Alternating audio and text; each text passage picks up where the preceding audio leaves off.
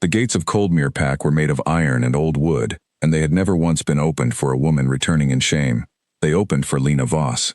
She walked through them on a Tuesday morning in the middle of winter, when the ground was hard and the sky was the flat gray color of exhaustion.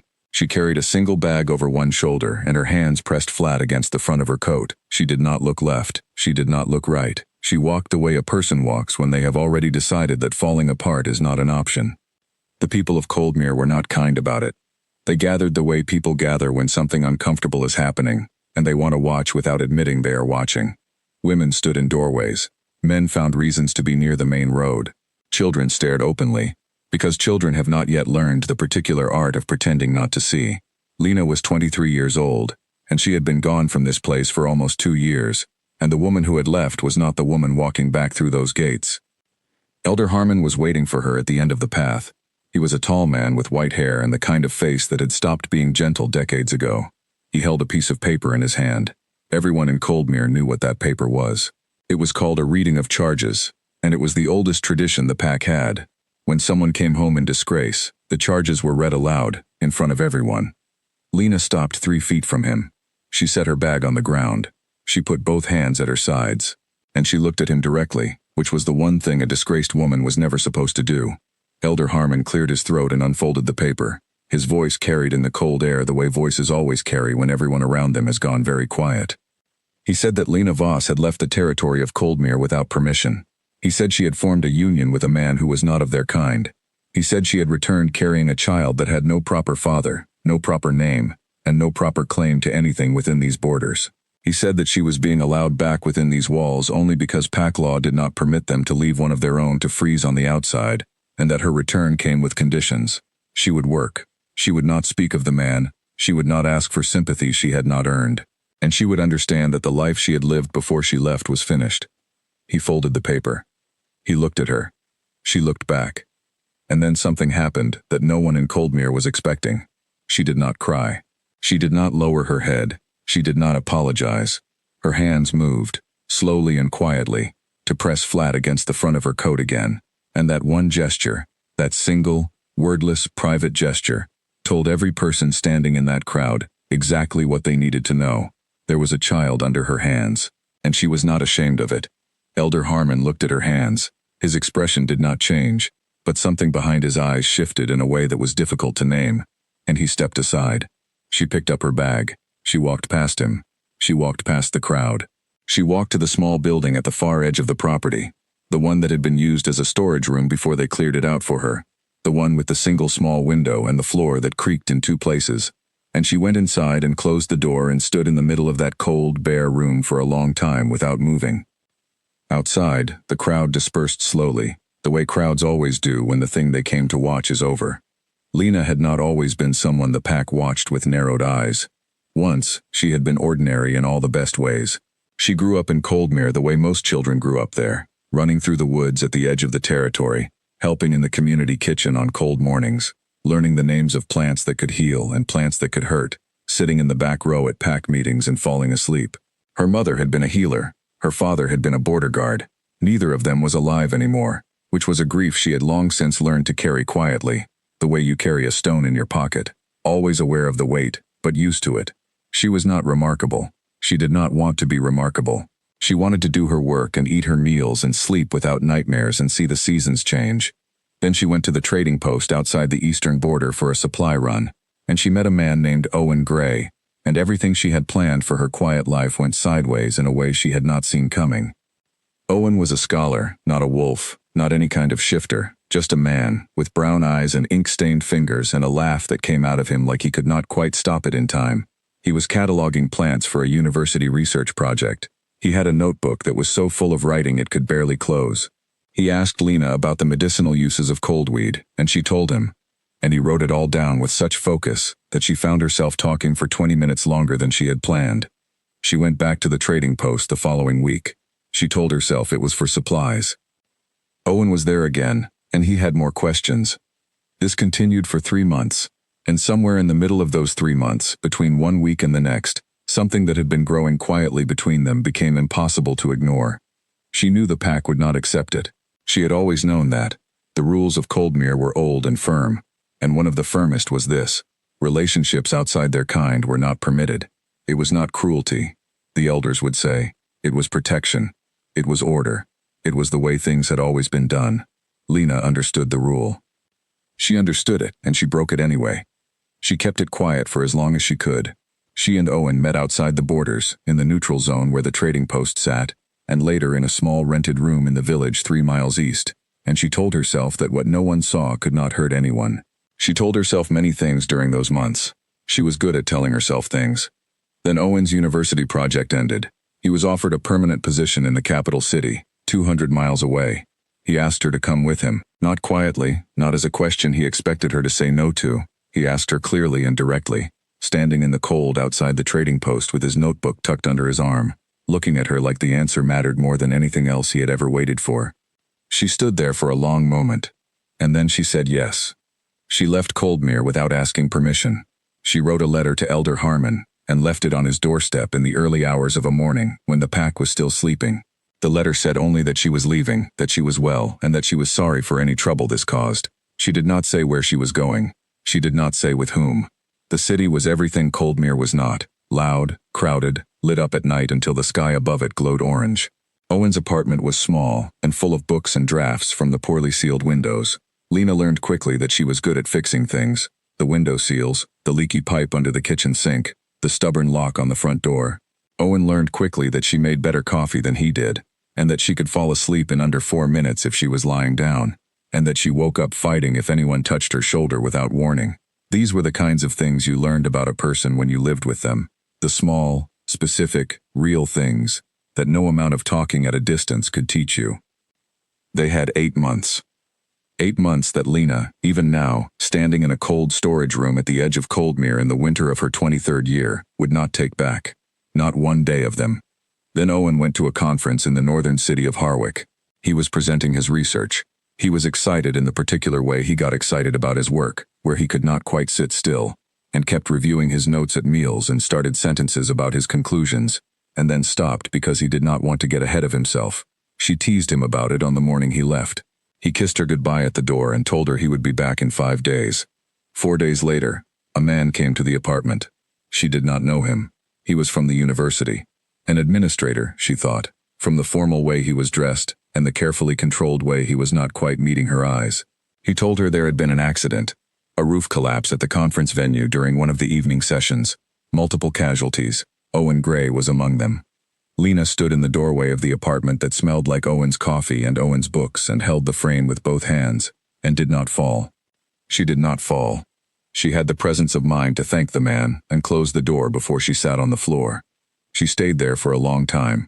When she finally stood up, she noticed that her hands were shaking. She noticed, also, that she had not eaten since morning, and she went to the kitchen and ate half a piece of bread standing at the counter, because she understood in some deep, practical part of herself that she had to keep her body working even when everything else had stopped. 3 weeks later, she discovered she was carrying Owen's child. She sat with that knowledge for a while before she decided anything. She thought about her options carefully, the way she had been taught to think about things. Clearly, without the noise of panic, one step at a time. She did not have family in the city. She did not have work that would sustain her through a pregnancy alone. She had very little money, because Owen's salary had been modest, and hers had been the part-time work of someone who was not officially a resident of the city and could not hold a formal position. There was, in the end, only one place to go. She hated that it was true. She had lain awake multiple nights arguing with herself about it, finding other options, testing them, watching them fall apart. She was not afraid of hard work. She was not afraid of cold or discomfort, or doing without things. But she was carrying a child, and the child needed more than she could give it alone in a city that did not know her. So she had packed her single bag. She had taken the 3-day journey back. She had walked through the iron and old wood gates of Coldmere on a Tuesday morning in the middle of winter. And she had not lowered her head. The storage room had a cot, a table, a small stove, and a single window that faced the north wall of the building next to it. There was a crack in the plaster near the ceiling. The floor creaked in 2 places. Lena unpacked her bag in under 10 minutes, because there was not much to unpack. Spew a change of clothes. A pair of worn boots she kept as backup. A small pouch of herbs she had packed on instinct. Lavender for sleep, chamomile for settling, yarrow, because her mother had always said you should never travel without yarrow. A photograph in a paper sleeve that she did not look at. She put it at the bottom of the bag and left it there. She sat on the edge of the cot. Outside, she could hear the pack going about its day. Voices, footsteps, the sound of someone splitting wood at the far end of the property. The ordinary sounds of a place that was going to keep moving, whether she was in it or not. Her hands pressed flat against her belly again. Not a performance this time, not a statement, just a private thing between her and the small life that was still 6 weeks from arriving. She thought about Owen. She thought about his laugh, and his ink-stained fingers, and the way he had asked her to come with him, not as a question he expected her to say no to. She thought about the 5 days he was supposed to be gone, and the 4 it had taken, and the way the administrator had not been quite able to meet her eyes. She did not cry, not here, where the walls were thin and the window was single-paned and voices carried. She lay down on the cot and stared at the cracked plaster near the ceiling. She thought, I am here. The baby is here. We are both still here. It was not much, but it was something to hold on to. She fell asleep before the sun went down, which was the first time she had slept before midnight in almost 4 weeks, and she did not dream of anything. The next morning, Elder Harmon sent his assistant to tell her she would be working in the community kitchen, starting immediately. The work was hard and the hours were long, and the women who worked alongside her were not warm. They were not cruel, exactly. No one said a word directly to her face, but they spoke around her in a way that was its own kind of message, and they did not offer to help her carry the heavy pots. And when she sat down to rest her back for 10 minutes, they glanced at each other with expressions that said things their voices were not saying. Lena did not ask for their warmth. She did not expect it. She chopped vegetables. She stirred pots. She cleaned surfaces and restocked shelves and carried the heavy things herself. By the end of the first day, her feet ached and her lower back was a steady complaint that she breathed through steadily. She went back to the storage room and ate a bowl of broth she had quietly set aside for herself. She was not supposed to take food, but she had also noticed that the kitchen always had more than they used, and the excess got thrown out, so she had decided to be practical about it. She ate her broth and sat by her small stove and thought about what the next day would look like, and the day after that. She was good at this, breaking impossible distances into the next step, the next morning, the next hour. Owen had found it admirable. Her mother had called it stubbornness wearing a sensible coat. She pressed her hands flat against her belly. 6 weeks. The baby was coming in 6 weeks. She would worry about after, when after arrived. Outside, the wind picked up. The single-paned window rattled. The cracked plaster on the ceiling held exactly as it was, which seemed, in the way of small things, like a reasonable enough sign. She was still here. The baby was still here. That was enough for tonight. King Dorian Ashvale did not do border inspections. That was not arrogance. It was logistics. He had 12 border territories under his authority, and if he personally inspected each one, he would spend the better part of every year on a horse and accomplish nothing else. He had people for that. Good people. Careful people. People whose entire purpose was to ride to the edges of his territory and report back on what they found. The system worked. He trusted it. So when he told his advisor Garrett Cole to arrange a visit to the Coldmere border zone, Garrett had looked at him for a moment with the particular expression he used when he was not going to say what he was actually thinking. Coldmere, Garrett said. Yes. The Eastern Pack. In the valley. I know where Coldmere is, Garrett. Of course. Garrett made a note. When? This week. Another pause. Garrett was very good at pauses. They carried information. The reports from Coldmere are current, Garrett said carefully. Elder Harmon submitted his quarterly summary only last month. Everything is stable. There are no outstanding concerns from the border officers. I understand. So this is a visit, Dorian said. Arrange it. Garrett arranged it. The truth was that Dorian had a reason for the visit to Coldmere, and the reason was one he was not particularly interested in explaining to Garrett or anyone else. It was not a comfortable reason.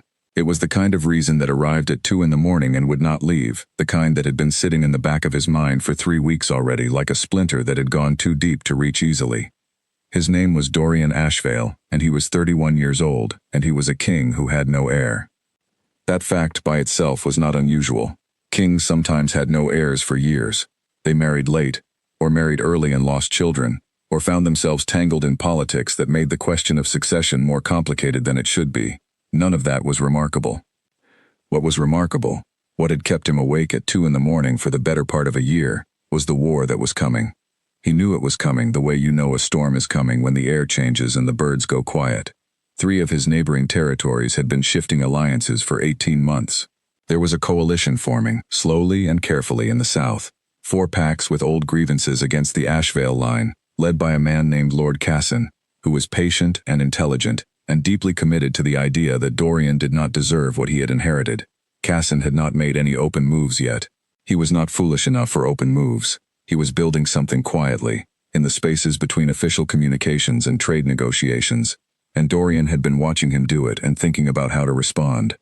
The answer, his counsel had told him repeatedly, was an heir, a child, a legitimate bloodline claim so solid that even if something happened to Dorian, the succession was clear and Casson had nothing to point at.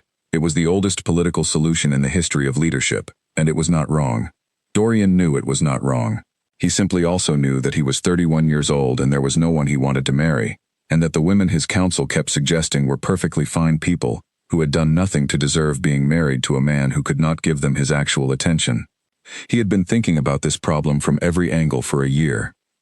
And then, 3 weeks ago, something had arrived on his desk that was not a political report and was not a council recommendation, and had nothing, on the surface, to do with any of this. It was a letter from his old friend Philip Marsh, who had grown up in Coldmere and still had family there. Philip did not write often.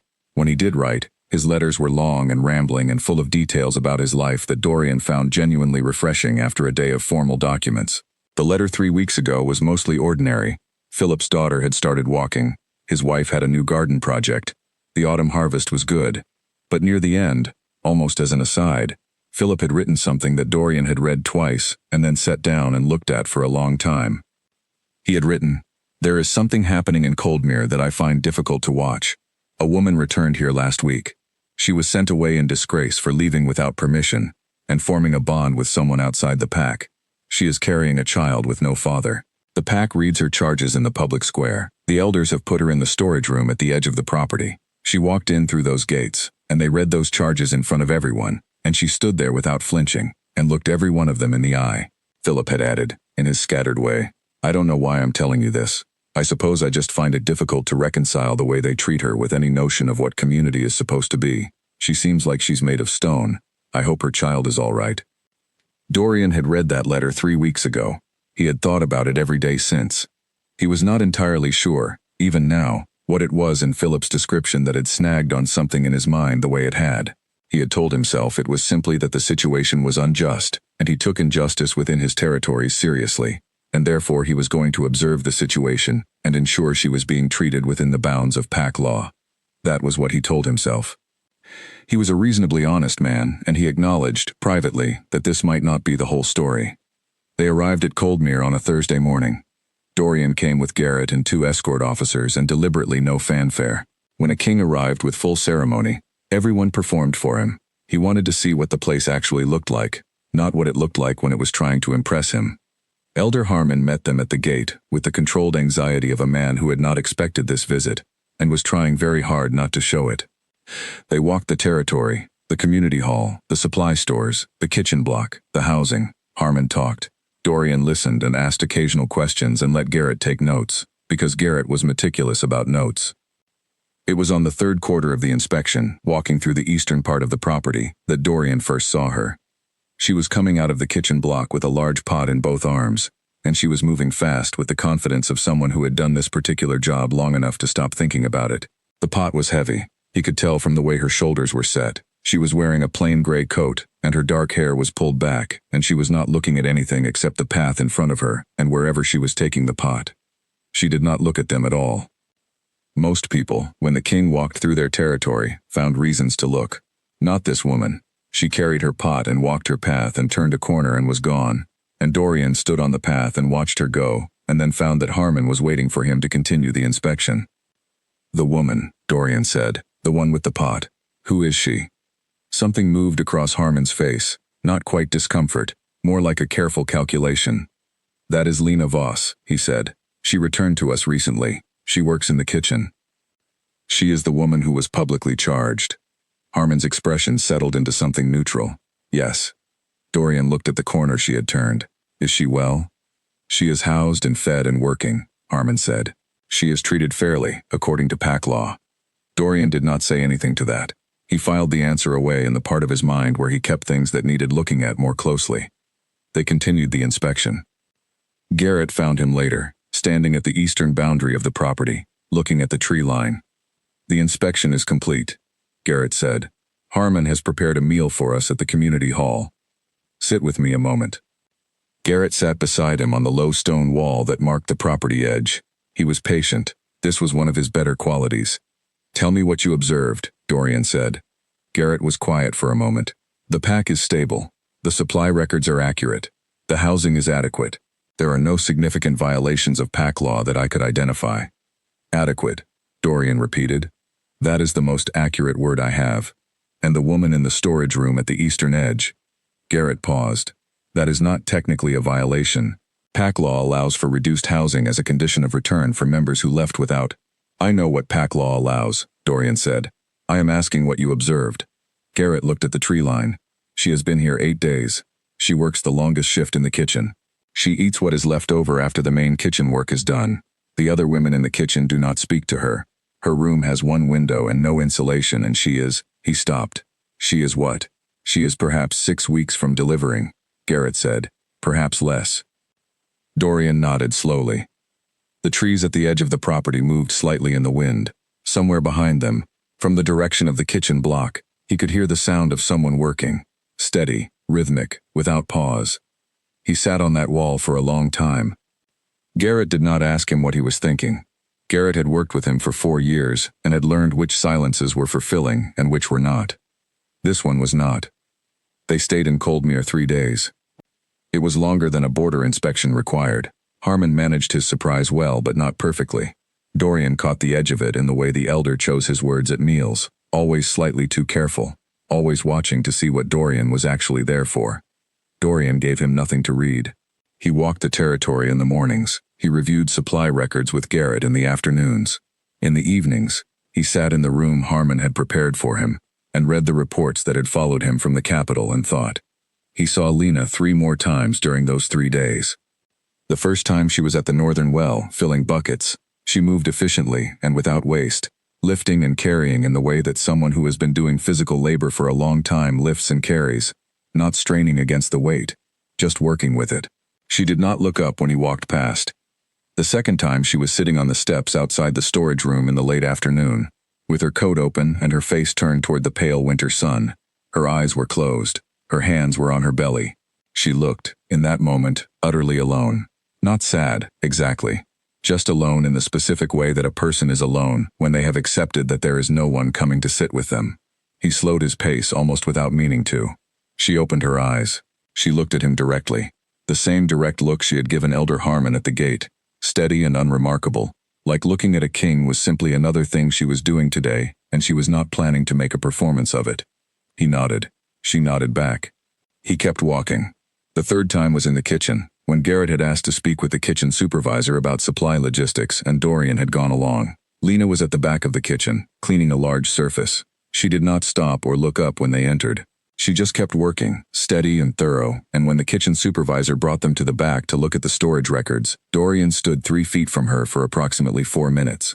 She smelled like wood smoke and chamomile. She did not once look at him. On the third evening, he made a decision. And it was the kind of decision that arrives not as a moment of clarity but as the recognition that you have already decided and were simply waiting to acknowledge it. He sat in his room at Coldmere with Garrett's notes spread across the table, and a letter from his counsel about the Casson situation placed on top of them. And he saw suddenly that all of it, the war that was coming, the heir he did not have, the woman carrying a child alone in an uninsulated room with one window, could fit together in a way that served more than one purpose. It was a cold thought. He did not pretend otherwise to himself. But it was also not only a cold thought, and he was honest enough to acknowledge that too. He called Garrett in. "I need you to do something," he said. "Carefully, not through official channels." Garrett sat down. "All right. Find out everything you can about Lena Voss, where she went when she left the pack, who she was with, what happened, and I need you to do it without it going through Harmon's office." Garrett was quiet for a moment. "May I ask why?" Dorian looked at the letter from his counsel, at the notes about Casson's quiet coalition, at the blank space at the bottom of the page where the name of an heir should eventually appear. "I have an idea," he said. "I want to know whether it is a possible idea before I say it out loud." Garrett nodded slowly. "How soon?" "As soon as you can manage it." Garrett took the notes and left. Dorian sat alone in his room at Coldmere and stared at the lamp until it burned low. Outside, the wind had come up. The night was cold and the territory was quiet, except for the sound of it moving through the trees. Somewhere at the eastern edge of the property, in a storage room with one window and a cracked ceiling, a woman was sleeping or not sleeping, pressing her hands flat against her belly and keeping herself together with whatever she used for that. He did not know her. He had spoken no words to her. He had absolutely no idea whether the idea forming in his mind was possible, or reasonable, or something she would simply look at him with those steady, unremarkable eyes and refuse. He thought she might refuse. He thought also that she might not. He sat in his room at Coldmere and waited for morning. Garrett came back with what Dorian had asked for in less than 48 hours, which was fast even by Garrett's standards. He laid out the information the way he always did, organized, neutral, without editorializing. He told Dorian about the trading post, and the scholar from the university, and the 2 years Lena had spent in the capital. He told him about the research project, and the rented apartment, and the conference in Harwick. He told him about the roof. Dorian listened to all of it without interrupting. When Garrett was done, Dorian sat with it for a moment. She went back to the capital to collect his belongings. Garrett added, as a final note, after. She stayed 3 weeks. Then she packed her bag and came back here. 3 weeks, Dorian said. Yes. She found out she was carrying, and 3 weeks later she made the journey back here. That is the timeline, yes. No. Dorian was quiet, outside the window of his temporary room at Coldmere. The afternoon was gray and still. He had been told the weather would turn by nightfall. She does not have anyone else, he said. It was not a question. Not that I was able to find. Her parents died when she was 17. She has no close relations remaining in the pack. The people she spent time with before she left, they have largely aligned themselves with the elder's position on her return. Dorian stood up from the table. He walked to the window. The sky outside was the same flat gray it had been since he arrived, and it occurred to him that he had been in Coldmere for 4 days now, and at some point soon Harmon was going to begin asking questions about the extended stay that Dorian was not yet prepared to answer. I am going to speak with her, Dorian said. Garrett did not say anything. This was the pause that contained a great deal. Tonight, Dorian added, quietly, without Harmon's involvement. Garrett sorted his papers. I see. You disagree. I did not say that. But you want to. Garrett set the papers down and looked at him directly. This was one of the things Dorian valued about Garrett. He did not dance around things when pressed. I want to observe that you have been in Coldmere 4 days, on an inspection that should have taken 2. I want to observe that the only part of this territory that seems to have captured your attention for more than 20 minutes is one woman in a storage room. And I want to observe that the idea you told me you were forming 3 days ago, the one you described as possibly reasonable, I have been thinking about it, and I believe I know what it is, and I want to say, with the greatest respect, that it is one of the stranger ideas you have had in 4 years. But not impossible.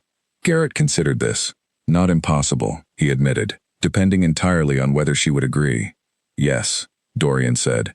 That is why I am going to speak with her tonight. He went to the storage room at 10:30. There were no guards. He had sent his escort officers to the community hall for the evening and told them to sleep. Garrett knew where he was going, and had said nothing further, which was Garrett's way of communicating that he had said what he had to say, and the rest was not his business. The territory was quiet. Most of the pack was indoors. The weather had turned exactly as predicted, and there was a sharp, damp cold in the air that promised ice before morning. Dorian walked along the eastern edge of the property in the dark, without a lantern, which was easy enough for him. The storage room had a light under the door, a thin line of warm yellow against the cold ground. He knocked twice. Twerfemeerns. Silence. Then the sound of movement. Careful, deliberate, the way someone moves when they are making sure they are ready before they open a door at 10:30 at night. The door opened. Lena Voss looked at him. She was wearing her coat, which meant either that she had not yet gone to bed, or that the room was cold enough that she kept it on. He suspected both. Her hair was loose. She looked at him with the same direct, unremarkable expression she had used every time their eyes had met over the past 4 days. Steady, watching, giving nothing away. She said, "You are the king." Yes. She looked past him into the dark, checking that he was alone. Then she looked back at him. "All right," she said, and she stepped back from the door. He went in. The room was exactly what he had expected from the outside. Small, cold, functional in the most minimal way possible. A cot, a table, A stove that was doing its best against the weather outside and not entirely winning. A bag on the floor, partially open, showing a change of clothes and a small cloth pouch that smelled faintly of herbs. A crack in the plaster near the ceiling. There was one chair at the table. Dorian sat in it without asking. Lena sat on the edge of the cot. They were perhaps 4 feet apart. "You have been watching me," she said. It was not an accusation. It was an observation. "Yes." "You spoke to Garrett. He asked about me in the village." "He is careful," Dorian said. "He is," she agreed, "but careful people are still asking questions. People notice." She held his gaze steadily. "What is it that you want, Your Majesty?" Dorian had thought about how to say this for 3 days. He had formed sentences and discarded them. He had tried versions that were more formal, more political, more cushioned with diplomatic language. He had decided, in the end, that all of those were wrong. She was not a woman who needed cushioning. She was a woman who had stood in a public square and been read a list of her failures in front of her entire community and had not moved a muscle.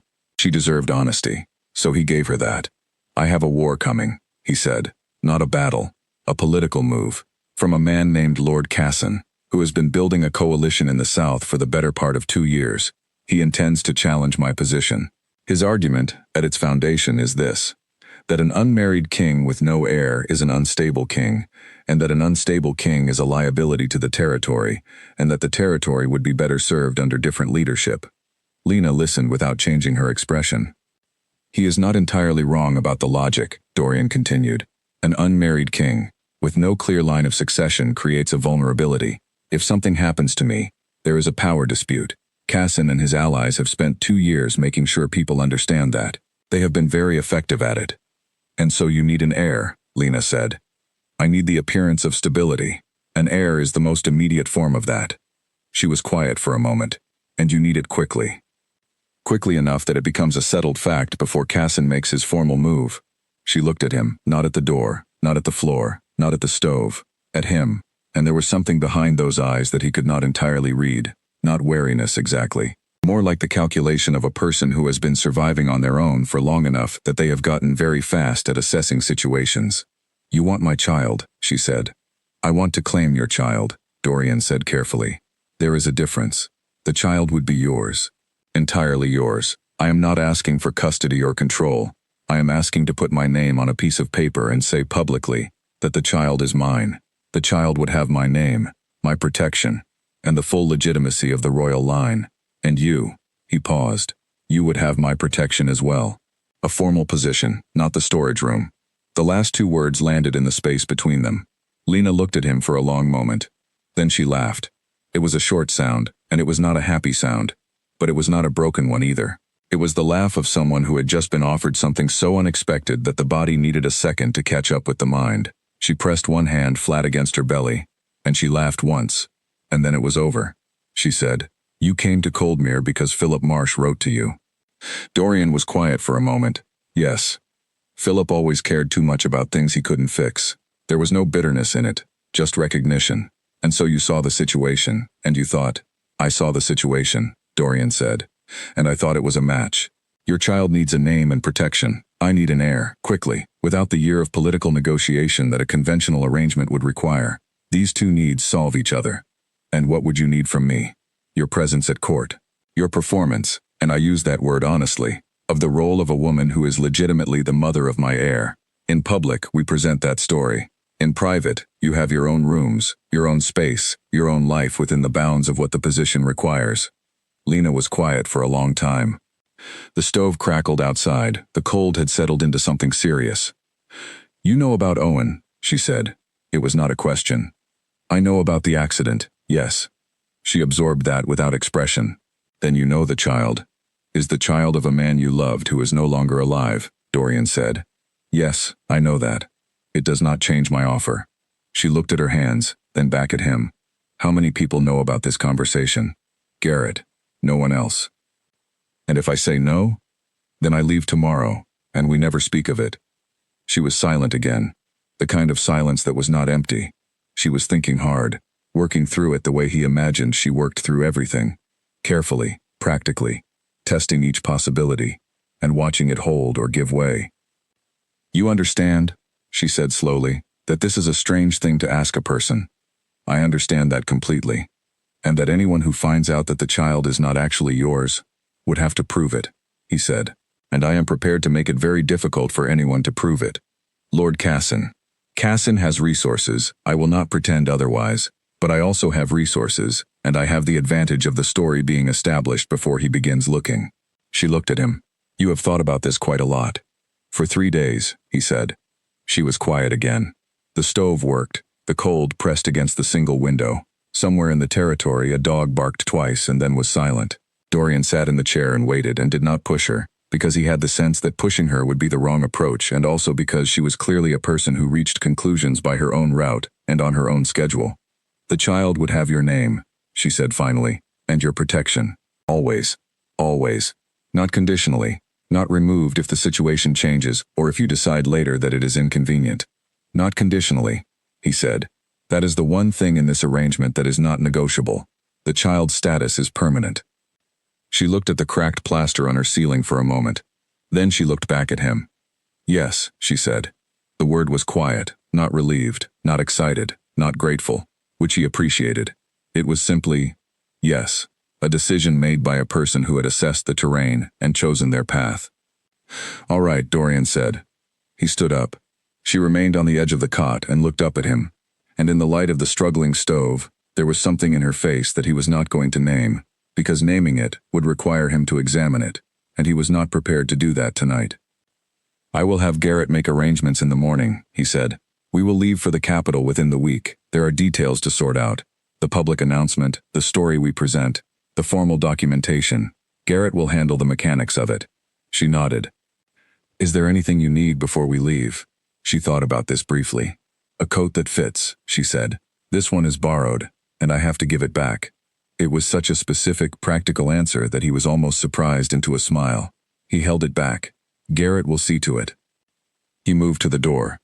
Your Majesty, she said. He turned.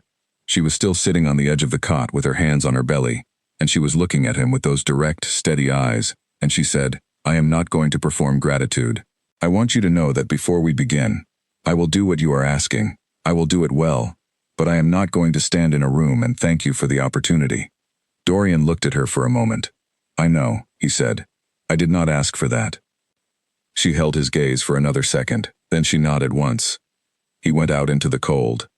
He walked back along the eastern edge of the property in the dark, and the ice that had been promised was just beginning to form on the ground under his feet. He walked steadily and without hurrying, and he thought about what had just happened in a storage room with a cracked ceiling and one window. He had a plan. The plan had just become real. The shape of the next several months had just clarified, in a way it had not been clear before. He also noticed, somewhere in the back of his honest mind, that he had not expected her to say it so quickly. He had expected negotiation, conditions, demands perhaps, or at least a second conversation. He had been prepared for her to make him work for the yes. Instead, she had sat on the edge of a cot in a borrowed coat in a cold room, and assessed him with those steady eyes and said yes in 30 minutes. He did not know whether that was strength or desperation, or some combination of the two that did not have a single name. He walked back to his room in the community hall, and sat at the table for a while and then went to sleep. And outside the territory of Coldmere the ice settled over everything in the dark, making the ground hard and the air very still. The capital city of Veldrath was nothing like Coldmere. Lena had known this before she arrived. She had lived in a city before, after all. She had lived in the city for 8 months with Owen, in the small apartment full of books and drafts. She knew what cities sounded like, the way they pressed around you on all sides, the way the light at night was different, and the air carried different things in it. But the city she had lived in before was ordinary. It was a city the way most cities are cities, crowded and loud and mostly getting on with itself. Veldrath was not ordinary. It was the kind of city that had been accumulating power for 300 years and had begun to believe it was simply the natural state of things. The palace at its center was so large that from the outside it looked less like a building and more like a small, very formal mountain. The streets approaching it were wide and stone-paved, and lined with the kinds of shops that did not have prices displayed in the windows, because the people who needed to know the prices were not people who would be welcome inside. The citizens of Veldrath's inner rings, dressed in a way that Lena recognized immediately as deliberate, every choice of color and fabric and accessory communicating something specific about position and affiliation and the exact degree of status one had achieved. She arrived in a carriage that was nicer than any room she had ever slept in, wearing a coat that Garrett had produced for her from somewhere and that fit correctly, and was made of wool that was considerably heavier and better than anything she had owned before. She sat by the window and watched the city arrive around her, and catalogued what she saw the way her mother had taught her to catalog plants. Methodically, without judgment, just collecting information that might become useful later. Dorian sat across from her. He had said perhaps 12 words since they left Coldmere, which she found she did not mind at all. Garrett sat beside Dorian with a folder of papers and was going over logistics. The formal announcement will be made at the reception on Friday, Garrett was saying. That gives us 3 days. In that time, the story we will be presenting is this: the relationship was kept private for security reasons, as relationships at this level often are. The announcement of the child's expected arrival will be included in the same statement. The timing question. The timing will be managed, Dorian said. I am not concerned about the timing. Some people will count the months, Your Majesty. Some people count everything. It does not mean their count is correct. Garrett made a note. I would suggest that when the question arises, and it will arise, the answer should be consistent and brief. Something like, the relationship has been ongoing for longer than public record reflects, and we chose privacy as a precaution. Consistent. No elaboration. No elaboration, Lena repeated. She was not looking at either of them. She was still watching out the window. The elaboration is where it falls apart. Both men looked at her briefly. Yes, Garrett said. Exactly. Lena nodded once and went back to watching the city. The palace was everything the outside suggested it would be. It was also, she discovered quickly, a machine. It functioned like one. Every person in it had a role, and the roles fit together with the kind of precision that only comes from a system that has been running long enough to have processed every possible deviation. She was placed in a set of rooms in the East Wing that were larger than any space she had ever occupied. There was a sitting room and a bedroom and a bathing room and a small room off the side that she was told was for a lady's maid, if she wanted one. She did not know yet whether she wanted one.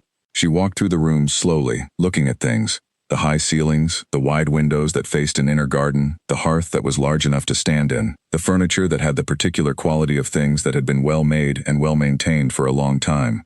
It was nothing like Owen's apartment.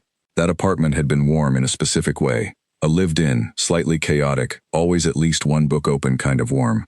These rooms were beautiful. They were also, at the moment, exactly as warm as a place that has been recently cleaned and aired is warm. Which is to say, not yet. She would fix that. She was good at fixing things. Her first 2 days in the palace were quiet. Garrett arranged for her to meet the household staff, who were professional and polite in the way of people who have been professional and polite for long enough that it is simply their resting state. She met the palace physician, who examined her with quiet efficiency and told her the child was positioned well, and she was in good health for this stage of the pregnancy, which was now approximately 4 weeks from its conclusion. She ate her meals in her rooms. She walked the garden when the weather allowed. She mapped the palace the way she had mapped the kitchen at Coldmere, methodically, building the picture piece by piece. She saw Dorian twice in those 2 days. Both times were brief and functional. He was checking that she was settled, that there was nothing missing, that she understood the schedule of the Friday reception. Both times he was measured and courteous, and there was nothing in his manner that was anything other than what you would expect from a man managing a complicated situation with precision. She found she appreciated this. It was honest. She was not looking for warmth or performance. She wanted the arrangement to be what it was, clearly. Then Friday arrived. The reception was held in the Great Hall, and the Great Hall was the room in the palace that had been specifically designed to make every person standing in it aware of exactly how impressive the people who built it were. The ceiling was 40 feet high. There were chandeliers. There were portraits. There were approximately 200 people arranged in a space that could have held 500. Which meant there was room for everyone to circulate and position themselves and be seen and see others, which was clearly the point. Lena stood with Dorian at the front of the room and was introduced as his partner and the expected mother of his heir. The announcement was made with the efficiency of long preparation. Garrett had been thorough. The official statement was read. There was a moment of silence, the kind of silence that is not quiet at all, but is instead the sound of 200 people processing information at once. Then there was applause, because applause was required. And then there was the rest of the evening. The rest of the evening was, Lena recognized almost immediately, the actual event. The formal announcement was the public declaration. What followed was the real test. 200 people who each had their own interests and positions and assessments of this situation, all moving through the same room, all looking for the same things. She was the thing they were looking for. She was the anomaly. She was the woman who had appeared from nowhere, attached to their king, carrying a child on a timeline that more than a few people were already counting in their heads. They came to her in pairs and threes. The women first, mostly.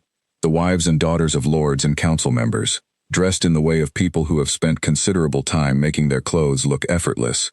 They were gracious. They were warm. They asked careful questions with the lightness of small talk, and every question was a test. Lena knew what they were looking for. She was not from this world, and they knew it. They were looking for the edges of her, where her knowledge ran out, where her composure cracked, what she did not know about how things were done here. They were looking for the mistake that would tell them what she actually was. She gave them nothing.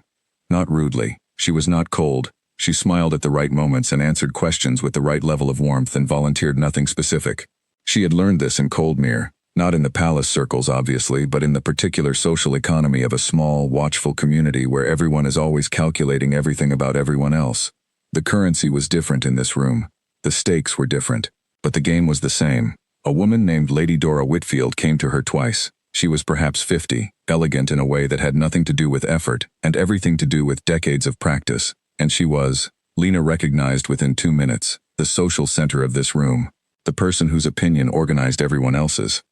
The first time Dora came, it was to introduce herself. She held Lena's hand between both of hers and said it was so lovely. She had heard wonderful things. What an exciting time for everyone. Her eyes were doing entirely different work than her voice. She was cataloging the coat, the posture, the way Lena moved, the exact way she was managing the room. The second time Dora came, it was with a slightly different quality of attention. She asked, with perfect social smoothness, about Lena's family, where she was from, who her people were. "I'm from Coldmere," Lena said, "in the Eastern Valley. My mother was a healer there. My father was a border guard. They've both been gone for some years." She said it simply, without defensiveness. A plain set of facts about a plain background, offered without apology and without embellishment. Dora absorbed this. "Coldmere," she said. "I don't think I know it." "Most people don't," Lena said pleasantly. "It's quite small." Dora looked at her for a moment with the expression of a woman recalculating something. Then she smiled, a slightly different kind of smile than the one she had used before. More genuine, perhaps, or at least more interested.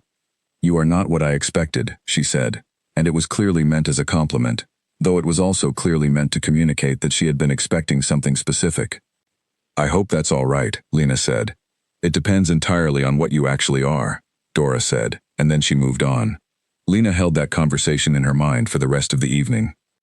The ones who were not testing her were the ones who had already decided. She identified 3 of them by the end of the night.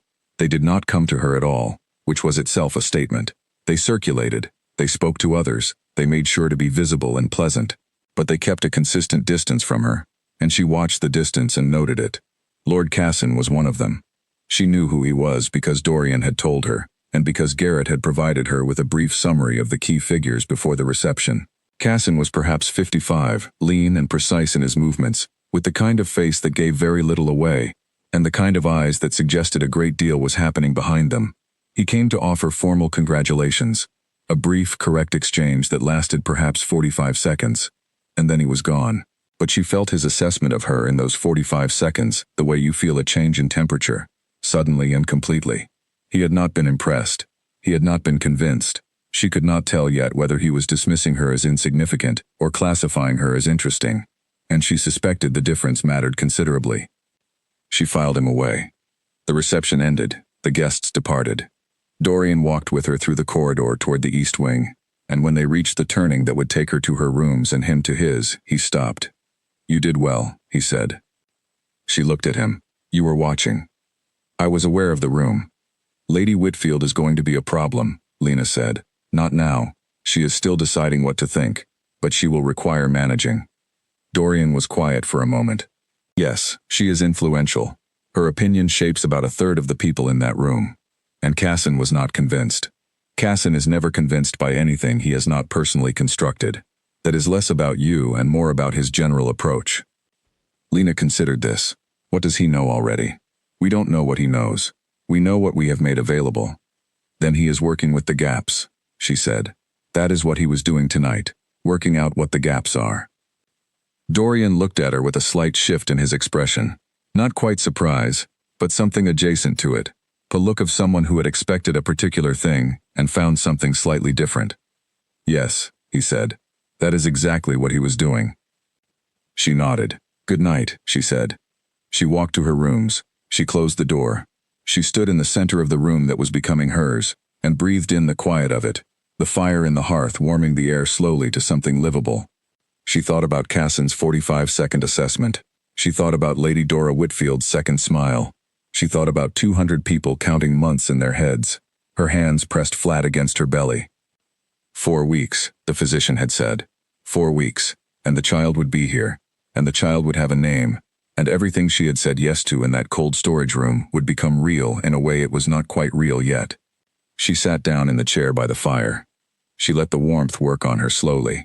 She thought about Owen for exactly 3 minutes, his hands, his laugh, the way he had asked her to come with him standing outside the trading post in the cold. Then she put the thought away, the way she always put it away, in the place where she kept things that were true and permanent and too heavy to carry openly. She was here. The baby was 4 weeks away. The court had tried to read her tonight and she had given them nothing. Tomorrow she would begin to build. The first 3 weeks in the palace were a kind of education. Not the kind with a teacher and a curriculum.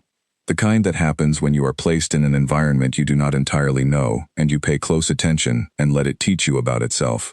Lena was good at this. She had always been good at this. Her mother used to say that the best healers were the ones who listened before they acted, who let the plant tell you what it was before they decided what to do with it. Lena applied this principle to everything. She learned the palace in layers. The first layer was physical, the corridors and stairwells, which rooms connected to which, where the light came from at different hours, where the drafts were and why. She learned the kitchen wing by visiting it on the 3rd morning and asking if she could watch them work for an hour, which surprised everyone there enough that they said yes. She learned the garden by walking it every morning when the weather allowed, and every other morning when it did not. The second layer was human. She watched people. Not obviously. She had learned long ago that watching people obviously made them perform, and what you saw then was the performance, not the person. She watched the way the household staff moved around Dorian, what that movement told her about how he ran things when no one important was in the room. She watched how the kitchen workers talked to each other when they thought she was not paying attention. She watched which council members greeted each other warmly, and which ones greeted each other with the precise warmth of people who have decided to be cordial rather than honest. She was building a map. Not a map of the rooms, a map of the territory. Dorian, to his credit, did not get in the way of this. He was present when the situation required it. Meals they ate together twice a week in the formal dining room, official appearances, the occasional event that required them to be publicly together. But outside of those structures he gave her space, not coldly, not as abandonment. It was more like he understood, without being told, that she was someone who needed room to find her own footing, and that trying to smooth the way for her would actually make it harder. She noticed this. She filed it. At 3 weeks and 4 days, the baby kicked for the first time at night. Lena woke at somewhere close to 3 in the morning, to a sensation she had never felt before. A sudden, strong, interior movement that was completely unlike anything else in the inventory of her physical experiences. She lay in the dark for a few seconds trying to understand it. Then it happened again, and she understood. She sat up. The room was warm. The fire had burned down to coals, and the bedroom was the kind of dark that is not completely dark because there is always some residual light from somewhere. She could see the outlines of furniture. The high windows showed a strip of night sky. She got up. She did not know why she got up. She just found herself standing, and then walking, and then she was in the sitting room with its cooler air and its wide, cold window, and she sat down on the floor, not on the sofa, on the floor. The floor was more honest somehow. She put both hands flat on her belly. The baby moved again. Lena sat on the floor in the dark of the sitting room and held herself very still and breathed, and the baby moved, and she did not cry.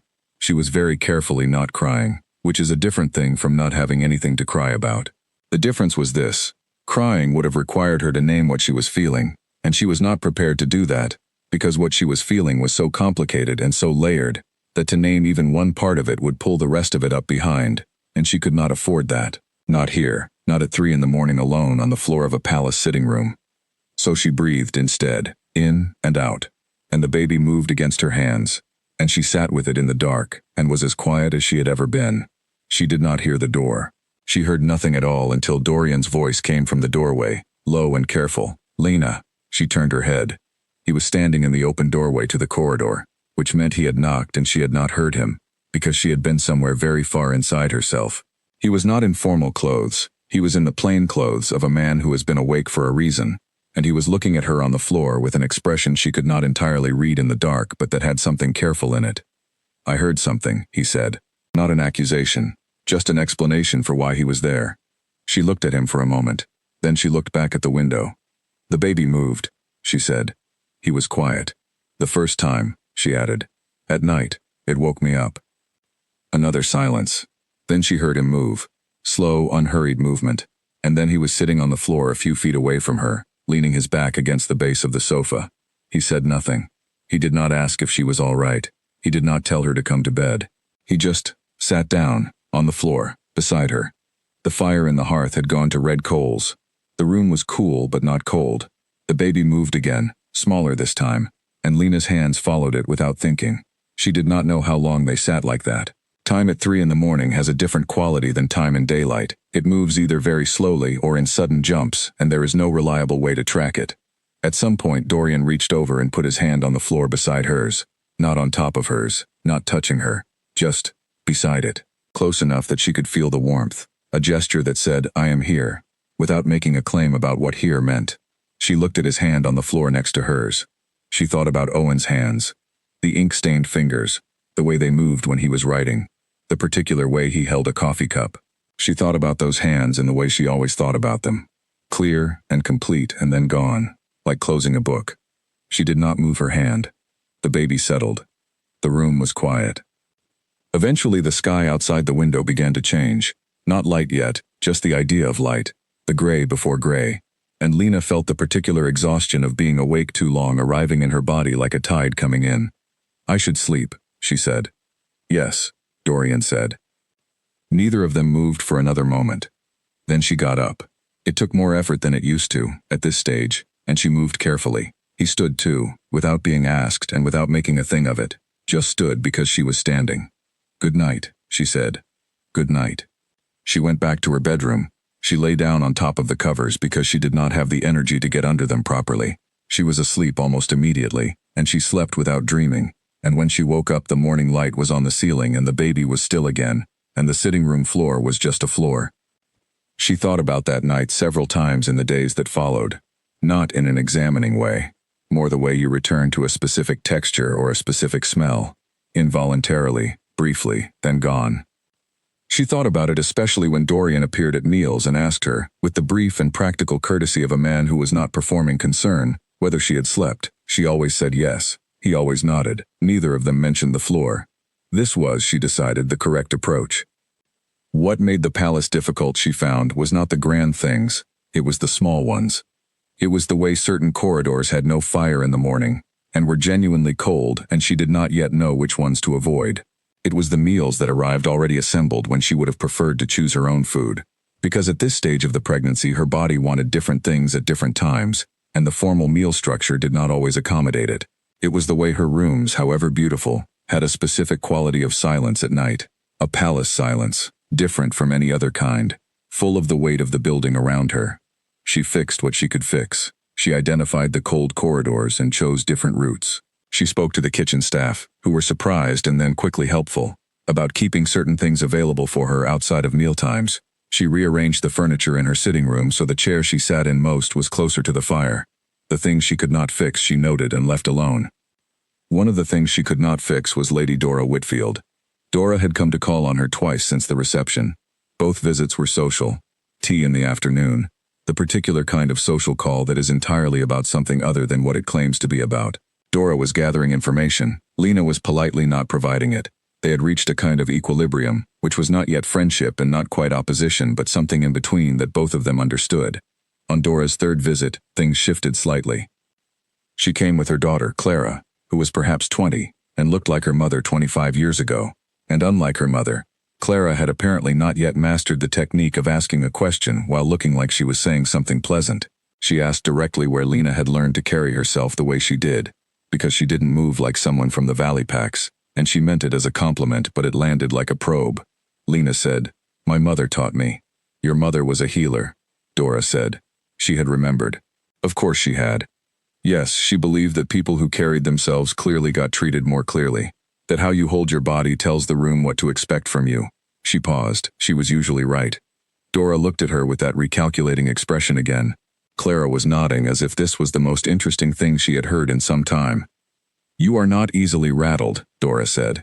It sounded like an observation and a verdict at the same time. I have been rattled plenty, Lena said. I have just learned not to show it in rooms where showing it costs something. Dora was quiet for a moment. Then she did something Lena had not expected. She said, I am going to give you some information that you have not asked for, and that I am giving you, because I think it is more useful to you than the things I am hearing from other people in this court. Lena looked at her steadily. All right? Cassin has people in this palace. Not many. 2, possibly 3 that I can identify. They are not obvious about it. They are exactly the kind of quiet, helpful, reliable people who are never suspected. Which is the point. I do not know what they have observed or what they have communicated. I am telling you this because you are clearly not a fool, and fools in your position might survive on luck, but you are not going to survive on luck, so you should have this. The room was quiet. Lena looked at Dora Whitfield's sharp, experienced eyes and thought, she has decided, she has made her assessment, and she has chosen a side. Why are you telling me this? Lena said. Dora said, because I have watched this court for 30 years, and I know what it looks like when someone arrives who does not intend to be managed. The ones who intend to be managed are manageable. The ones who do not intend to be managed are the interesting ones. She paused. Also, I liked your mother's rule about how you hold your body.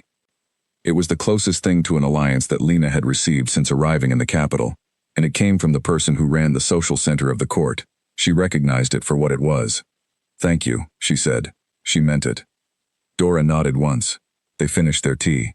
Clara asked if Lena had a preference about the color they were planning to use for the nursery, which was the most ordinary question Lena had been asked in 3 weeks, and she found herself in the odd position of having a genuine answer to it, and the 3 of them talked about paint colors in a palace sitting room, with the fire going and the afternoon light coming in, and the baby still inside her moving occasionally, quietly, as if reminding her it was there. She thought, I will tell Dorian about Cassin's people tonight. She thought, I will ask Garrett to help me identify them. She thought, I need to keep going. She pressed one hand flat against her belly under the table where no one could see, and the baby pressed back, and she kept talking about paint colors and let herself, for approximately 30 minutes, exist in something that was almost normal. The private council chamber was a room that had been making decisions for 100 years, and it looked like it. The table was dark and long, the chairs were high-backed and severe. The paintings on the walls showed the faces of men who had sat in these same chairs and made decisions that the world had then had to live with. Dorian sat at the head of it. His 6 council members sat in their places. Garrett stood to the right. Lena was not in the room. Women were not typically present for council sessions. She was, however, in the corridor outside, which Garrett had arranged for her quietly, and which she had asked for after telling Dorian about Dora Whitfield's warning. The corridor had a vent near the floor that connected to the chamber's wall, and she was not supposed to be there. She was there anyway. Dorian had not objected. She was 3 days from her due date, and she was sitting on the floor of a palace corridor in the dark, with her back against the stone wall, and her coat pulled around her, and she was listening. The session had started at 9 o'clock in the morning. For the first 20 minutes it covered ordinary things: supply allocation, a border dispute in the West, the renewal of a trade agreement. She listened to these with the patient attention of someone who understood she was also learning how this room functioned, not just waiting for the part that mattered. The part that mattered came at 9:20. Lord Cassin spoke. His voice carried well, which she suspected was not an accident. People who intended to be effective in rooms like this learned to project clearly. He said he had some information he wished to present to the council. He said he hoped everyone would hear it in the spirit in which it was offered, which was the spirit of concern for the health of the realm. She felt her spine straighten without deciding to. He laid out what he had. He was thorough. She had expected him to be thorough, and he exceeded that expectation. He had the dates of Owen's university position, the approximate months of the pregnancy, and the dates of Dorian's known movements in that period. He had someone who had spoken to a university administrator who had known Owen Gray. He did not have a name for Owen, not yet, but he had the shape of the story. A woman who had formed a bond with a man outside the pack, who had returned to Coldmere carrying a child that could not be the king's on the basis of timing, who had been collected from a storage room in a border territory and brought to the capital in what appeared to be considerable haste. He said, I present this not as an accusation, but as a question.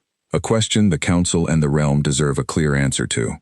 The room was quiet for a moment after he finished. Lena pressed both hands flat on the floor beside her and breathed.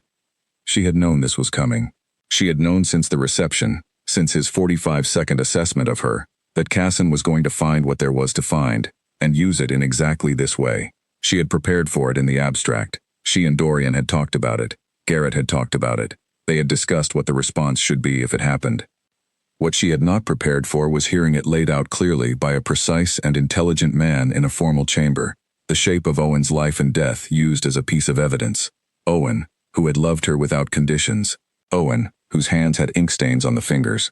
Owen, who had put his notebook under his arm and asked her to come with him standing in the cold outside a trading post. She breathed. Inside the chamber, Dorian had not spoken yet. She knew him well enough by now. 1 month of close observation, careful attention, 2 floors of a palace building an understanding of how he worked, to know that when he had something important to say, he was quiet before it. The silence was not uncertainty. It was preparation. He said, "She is my wife. The child is mine. This council is over." 6 words that took the entire structure Casson had built and placed them aside without engaging them. She heard the chairs move, the shuffling of papers, the beginning of the council dispersing. She heard Casson say, with studied neutrality, that he hoped the council would revisit these questions at an appropriate time. She heard Dorian say, "Good morning, Casson," which was not a response to that at all, and was therefore the complete response. She was gone from the corridor before anyone came out. She moved quickly for someone 3 days from her due date, which was something she had found herself doing a lot recently, moving with more speed than looked possible, because the alternative was moving slowly and being caught somewhere she was not supposed to be. She was back in her rooms with the door closed before the council chamber had fully emptied. She sat in the chair by the fire. She realized her hands were shaking slightly, which surprised her. She had thought she was past the point of being surprised by her own body's reactions. She pressed them flat on her knees and breathed until the shaking stopped. Dorian knocked on her door 40 minutes later. She opened it. He was still in his formal council clothes, which was unusual. He normally changed after formal sessions. He came in and she closed the door and they stood in her sitting room, and he said, "You were in the corridor." It was not a question. "Yes," she said. He looked at her for a moment. She could not read what he was thinking, which happened occasionally, and she found it neither alarming nor offensive. There were parts of this man she did not yet know. That was appropriate. They had been in the same palace for 5 weeks. "Are you all right?" he said. She thought about it. "Yes," she said. "I am. I just needed a moment." He nodded once. He moved to the window and stood looking out at the inner garden. The morning light was on it, pale and winter-thin. "He had more than I expected," Dorian said. "He had the shape of it," Lena said. "He didn't have the name. He will find the name eventually." "Yes." She sat back down in the chair. "When he does, it will not change the official story. It will only tell him he was right, which he already believes." Dorian turned from the window. He looked at her with that expression again, the one that appeared when she said something he had not expected her to say, or said it before he said it himself. If she had begun to recognize it, she did not mention it. "What does it do when he has the name?" Dorian said. It was not quite a question. He was thinking aloud. "It changes what he can say publicly," she said. "Right now he has a theory. He can present a theory to the council, but you can dismiss a theory. When he has a name, he has a fact. A fact is harder to dismiss. So he will present it again. Yes, in a different way, to a different audience possibly." She paused. "He will also start looking at Garrett. Garrett arranged a great deal. Not all of it is visible, but some of it is." Dorian absorbed this. Garrett is careful. Everyone leaves something. The question is how much, and whether Casson is good enough to find it. There was a silence in the room. Not uncomfortable. The kind of silence that happens between 2 people who are thinking about the same problem from slightly different angles, and are both better for having the other person in the room. "What would you do," Dorian said, "if you were Casson?" She looked at the fire for a moment. "I would stop trying to find the proof in the records," she said. "I would look at people instead. People make mistakes that records do not. I would look at the people closest to you who knew anything before the announcement. I would offer something to make it worth their while to talk." Dorian was quiet. "Which means," she said carefully, "that the people closest to this arrangement need to know that we are aware of what Casson is doing, not to alarm them, just so they are not caught surprised." You mean Garrett. And Philip Marsh. Dorian looked at her. Philip is in Coldmere. Cassin's reach is primarily. Cassin is building a coalition across territories, she said. Coldmere is a small territory, but Philip knew you before the announcement, and Philip knew me before the announcement, and if Cassin has done his work carefully, he has already noted that you visited Coldmere 6 weeks before bringing me here. The fire crackled. Outside, the winter garden sat in its pale light. Dorian nodded slowly. I will contact Philip. Today, she said. Not tomorrow. He looked at her again with that expression. Then something that was not quite a smile, more the edge of one, moved briefly across his face and was gone. Today, he said. He went to the door. He paused with his hand on the frame. You heard everything he said in there, he said. Not accusation. Something else. Yes, she said. And, he stopped. She knew what he was not asking. She knew because she had thought about it for the 40 minutes between the council chamber and his knock on her door. She understood that hearing everything Cassin had presented had been a particular kind of experience. Hearing Owen's life arranged into evidence. Hearing the 2 years she had spent in the capital reduced to a series of dates and records. She thought about how to answer the thing he was not asking. It is strange, she said, to hear someone describe your life as though it is an argument. As though everything that happened is only a point in someone's case. She paused. But it does not change what happened. It does not change what was true. It can only change what people believe, and that, she looked at her hands in her lap, that we can manage. Dorian looked at her for a moment. Yes, he said quietly. We can. He left. She sat by the fire for a long time. She thought about Cassin's voice, precise and carried clearly, arranging Owen into evidence. She thought about Dorian's 6 words. She is my wife. The child is mine. This council is over. And the way they had landed not with argument but with finality. She thought about Dora Whitfield's second smile. She thought about the map she was building. She thought about 3 more days. Then her body reminded her, firmly and without negotiation, that she needed to eat, and she got up and went to find something from the kitchen, and the morning continued around her the way mornings do, regardless of what councils are deciding. Cassin did not let it go. She had not expected him to. In the days that followed, she saw the edges of his work in the slight shifts of the court. Small things. A conversation that stopped when she entered a room. A question someone asked her that had a slightly different quality than the usual questions.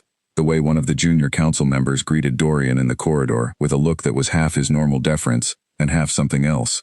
She catalogued all of it. She told Garrett what she observed. Garrett made notes in his measured way. 2 of the quiet, helpful, reliable people Dora had warned her about were identified. Garrett handled them in a way he described to Lena only as redirected, which she understood meant that their ability to report to Cassin had been reduced without making them aware of it. Cassin would notice, eventually, that his information flow from the palace had slowed. Then he would look for the reason. They were buying time, not a solution. Time. Lena understood this and accepted it the way she accepted most things that were true and difficult, without drama. With the flat practicality of someone who has learned that accepting the situation accurately is the first requirement for managing it. 3 days became 2 days. 2 days became 1. She woke on the last night before her due date and lay in the dark and listened to the palace silence around her, and she thought, tomorrow, or the day after, or the day after that, the baby is going to arrive, and everything that is complicated right now is going to become more complicated, and then some of the things that are complicated will become simple. The way things do once they are actual and not pending. She pressed her hands flat against her belly. She thought, I am ready. She was not entirely sure if that was true. She decided it was close enough. It started at 4 in the morning. Lena woke with the knowledge that something had changed, the way you sometimes wake knowing the weather has shifted even before you open your eyes. She lay still for a few seconds, taking inventory of her body the way her mother had taught her, starting at the top and working down. Feeling for the source of the difference. The difference was unmistakable. She got up. She dressed herself, which took longer than it should have and required a specific kind of determination. She went to the sitting room and sat in the chair by the fire and waited. The first hour was manageable. She breathed through what needed breathing through, and she sat with it, and she did not call for anyone, because calling for anyone meant the thing was starting, and once the thing was started it could not be unstarted, and she wanted a few more minutes with just herself and the knowledge of what was coming. At 5 in the morning she pulled the bell cord. Her lady's maid.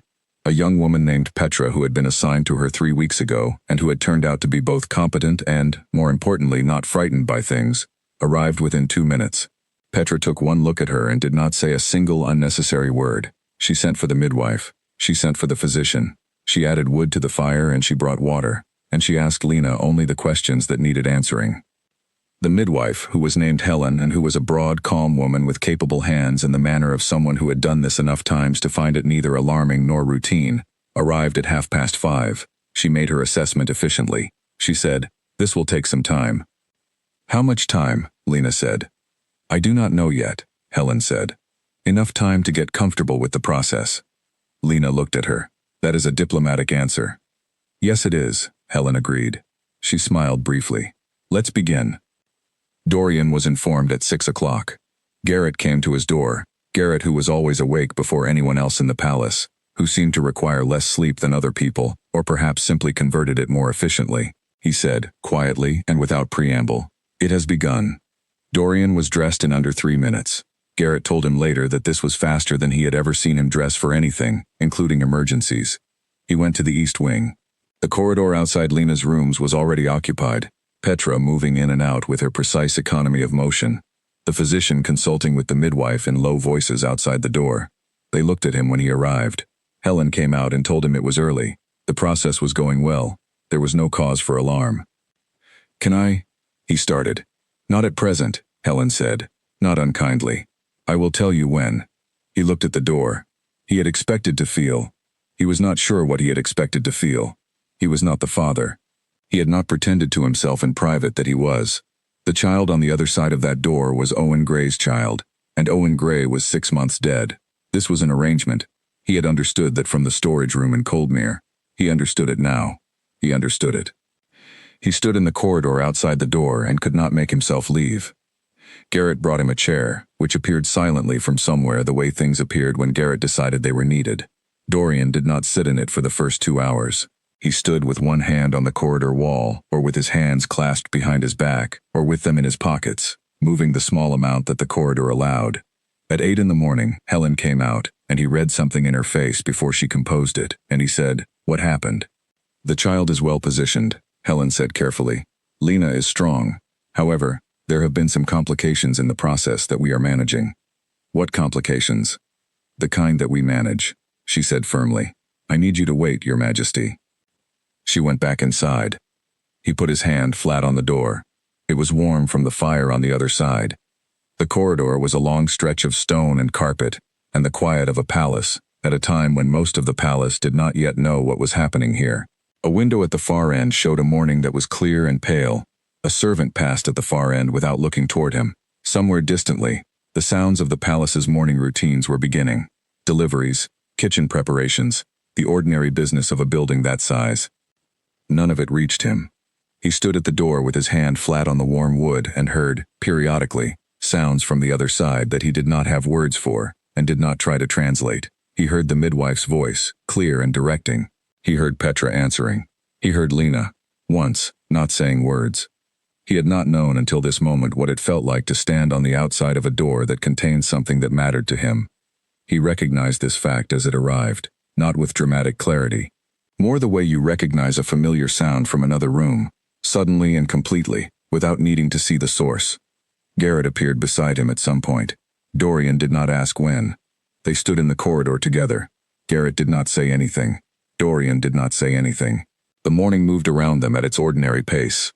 At 9:47, there was a silence from the other side of the door that was different from the previous silences. Dorian's hand pressed harder against the wood. The silence lasted perhaps 15 seconds. Then a sound began that was new and entirely different from every other sound that had come through that door, and it was the most ordinary sound in the world, a child, breathing its first breaths outside a body, finding its voice in the new air. Dorian's legs did not work exactly correctly for a moment. He had not anticipated that they would do that. He put his back against the wall across from the door and went down it slowly until he was sitting on the corridor floor. Garrett looked at him. Garrett did not say a single word, for which Dorian was deeply, specifically grateful. He sat on the floor of the corridor outside his own rooms in his own palace, with his back against the stone wall and his knees up and his head back, and he breathed, and the sound continued from the other side of the door. A child. Alive, in the first minutes of being alive. A servant appeared at the far end of the corridor and saw him on the floor, and stopped dead, and then quietly turned and walked back the way they had come, which was the correct response, and which Dorian registered dimly as evidence that his palace staff had excellent instincts. Helen came out 20 minutes later. Dorian was standing by then. He had gotten up from the floor when his breathing had settled back to normal, which had taken longer than he would have expected. He was standing with his back against the wall and his hands in his pockets when the door opened. Helen looked at him with the expression of a woman who has seen many things and has the wisdom to be calm about them. "The child is well," she said. "A boy. He is healthy. Lungs are clear. The birth was difficult, but it resolved." Dorian heard. "Difficult." "Lena," he said. "Lena is exhausted and she will need rest," Helen said. "She is strong. The difficult part is behind her." She paused, reading his face. "She is well, Your Majesty." He let out a breath he had not been aware of holding. "You can see them," Helen said. "Briefly. She needs to rest." He went in. The room was warm with the accumulated heat of several hours of fire and effort. Petra was tidying with her quiet efficiency. The physician was writing something at the side table. Helen followed him in. Lena was in the bed. She was lying back against the pillows and she looked like someone who had just done something that required everything she had, not broken, not diminished, but completely spent, the way a fire looks in the last stage of burning, still present, still itself, but everything that was not essential had been used. She was holding the baby against her chest. The baby was very small. Dorian had intellectually understood that newborns were small, but intellectual understanding and actually seeing it were different. The baby was small and its face was the concentrated, serious face of someone who has just arrived somewhere new and is still working out what everything is. Lena looked up when he came in. She did not say anything for a moment. She looked at him with those steady, direct eyes, and she looked at the baby, and then she looked back at him, and something passed across her face that was not a word, and was not a performance, and was nothing that was going to be named here. It was just a look that meant something, and he received it. "He is healthy," Lena said. Her voice was rough but level. "Helen told me," Dorian said. "Are you?" "I am very tired," she said, which was the honest answer, so that was what she gave him. He stood at the side of the bed and looked at the child for a moment. The baby was looking at nothing specific, the way very new babies look at nothing specific, still oriented to a world that no longer existed. "He is very small," Dorian said, because it was what was true. "He will grow," Lena said. "Yes." He stood there for a moment longer. He was aware that this was one of those moments that organized itself into memory while it was still happening, not because it was dramatic or staged, but because something in it was real enough that the mind understood it was going to need to keep it. "You should rest," he said. She was already almost asleep. "I know," she said, without opening her eyes. He went back to the corridor. He closed the door quietly behind him. Garrett was still there. Of course, Garrett was still there. Dorian stood in the corridor and looked at the door that was no longer warm in the same way, and thought about sitting on the floor of it at 9:47 in the morning, with his head against the stone wall, and he thought about the word difficult, and he thought about what he had felt when the sound of the child had first come through the door. He thought, I did not know. He had not known, until he was on that floor, that he had started loving her. Not the child, though he suspected, distantly, that the child was now also part of this, in a way that was going to require its own acknowledgement at a later time. Her, Lena Voss from Coldmere, with her direct eyes and her borrowed coat and her flat refusal to perform gratitude or softness or anything she did not actually feel. He had not known. He stood in the corridor and looked at the closed door and thought about this with the particular quality of thought that occurs when you have discovered something too large to immediately process and you know you are only seeing the edges of it. Garrett came and stood beside him. "Your Majesty," Garrett said. "Yes. The council will expect a statement this afternoon. Prepare something. And you should eat. You have not eaten this morning." Dorian turned to look at Garrett. Garrett met his gaze with the steadiness of a man who had been with him for 4 years and knew, approximately, what was happening, and who was choosing to manage it in the most practical way available, which was to tell him to eat. "Yes," Dorian said. "All right." They walked down the corridor together. The palace continued its morning around them. The day was clear and cold outside the windows, and somewhere in the east wing a child was breathing in the new air, and a woman was sleeping, and neither of them knew yet what had just shifted in the man walking quietly down the hall toward his breakfast. The palace changed when there was a baby in it. Not dramatically. The formal rooms and the corridors and the council chamber all continued exactly as they had before. The morning reports arrived at the same time. The supply ledgers were reviewed on the same schedule. The staff did their work with the same practiced precision. On the surface, the palace of Veldrath was the same palace it had been the week before. But underneath that surface, in the East Wing and its immediate surroundings, the quality of things had shifted in the way that things shift when a very small person, with very specific needs, has arrived, and is making those needs known in the only language they have. Soren made his needs known at volume. Not constantly. Soren made his needs known at volume. Not constantly. Soren made his needs known at volume. Soren made his needs known at volume. Soren made his needs known at volume. Soren made his needs known at volume. Soren made his needs known at volume. Soren made his needs known at volume. Soren made his needs known at volume. Soren made his needs known at volume. Soren made his needs known at volume. Soren made his needs known at volume. But Soren had strong opinions about when he was hungry, and when he was uncomfortable, and when he had decided that being put down was not acceptable, and he communicated these opinions effectively. Lena handled it the way Lena handled most things, with focused, practical attention and no wasted motion. She slept when the baby slept, which Petra had told her was essential, and which she had taken as instruction. She ate when she needed to eat. She recovered steadily, because her body had always been the kind that healed fast, and because she gave it what it required. She named him on the second day. Dorian came to her rooms in the morning, as he had come each morning since the birth, briefly, to check that she needed nothing, to spend a few minutes in the room in a way that he told himself was practical, and that he was aware was not entirely practical. He came in and Petra brought tea and he sat in the chair across from Lena's chair, and they were quiet for a moment, the way they had learned to be quiet together. The baby was in her arms. The baby was looking at the space in front of him with that concentrated, unfocused attention of the very new. "I am going to name him today," Lena said. Dorian nodded. They had discussed this, or rather, he had told her that the choice was hers, entirely, and she had not responded to that except to absorb it. "What have you decided?" She looked at the baby for a moment. "Soren," she said. The room was quiet. Dorian knew, by now, enough about Owen Gray to know that Soren was not a random choice. He did not ask. She had not offered to explain, and he had learned, was learning. It was a continuing process, that asking Lena for information she had not chosen to offer was a specific category of mistake that she responded to not with anger, but with a closing off, a subtle withdrawal that was harder to overcome than simple anger would have been. So he did not ask. He said, "Soren." She looked at him, watching to see what he would do with it. "It is a good name," he said. She was quiet for another moment. Then she said, "It was his middle name, Owens." She said it simply, not as a confession, not as a test. Just a fact she had decided to give him, and she gave it the way she gave everything, directly, without embellishment. He looked at the baby. "Soren," he said the name again in his mind. It settled. "Then it is even better," he said. She looked at him for a moment with those steady eyes.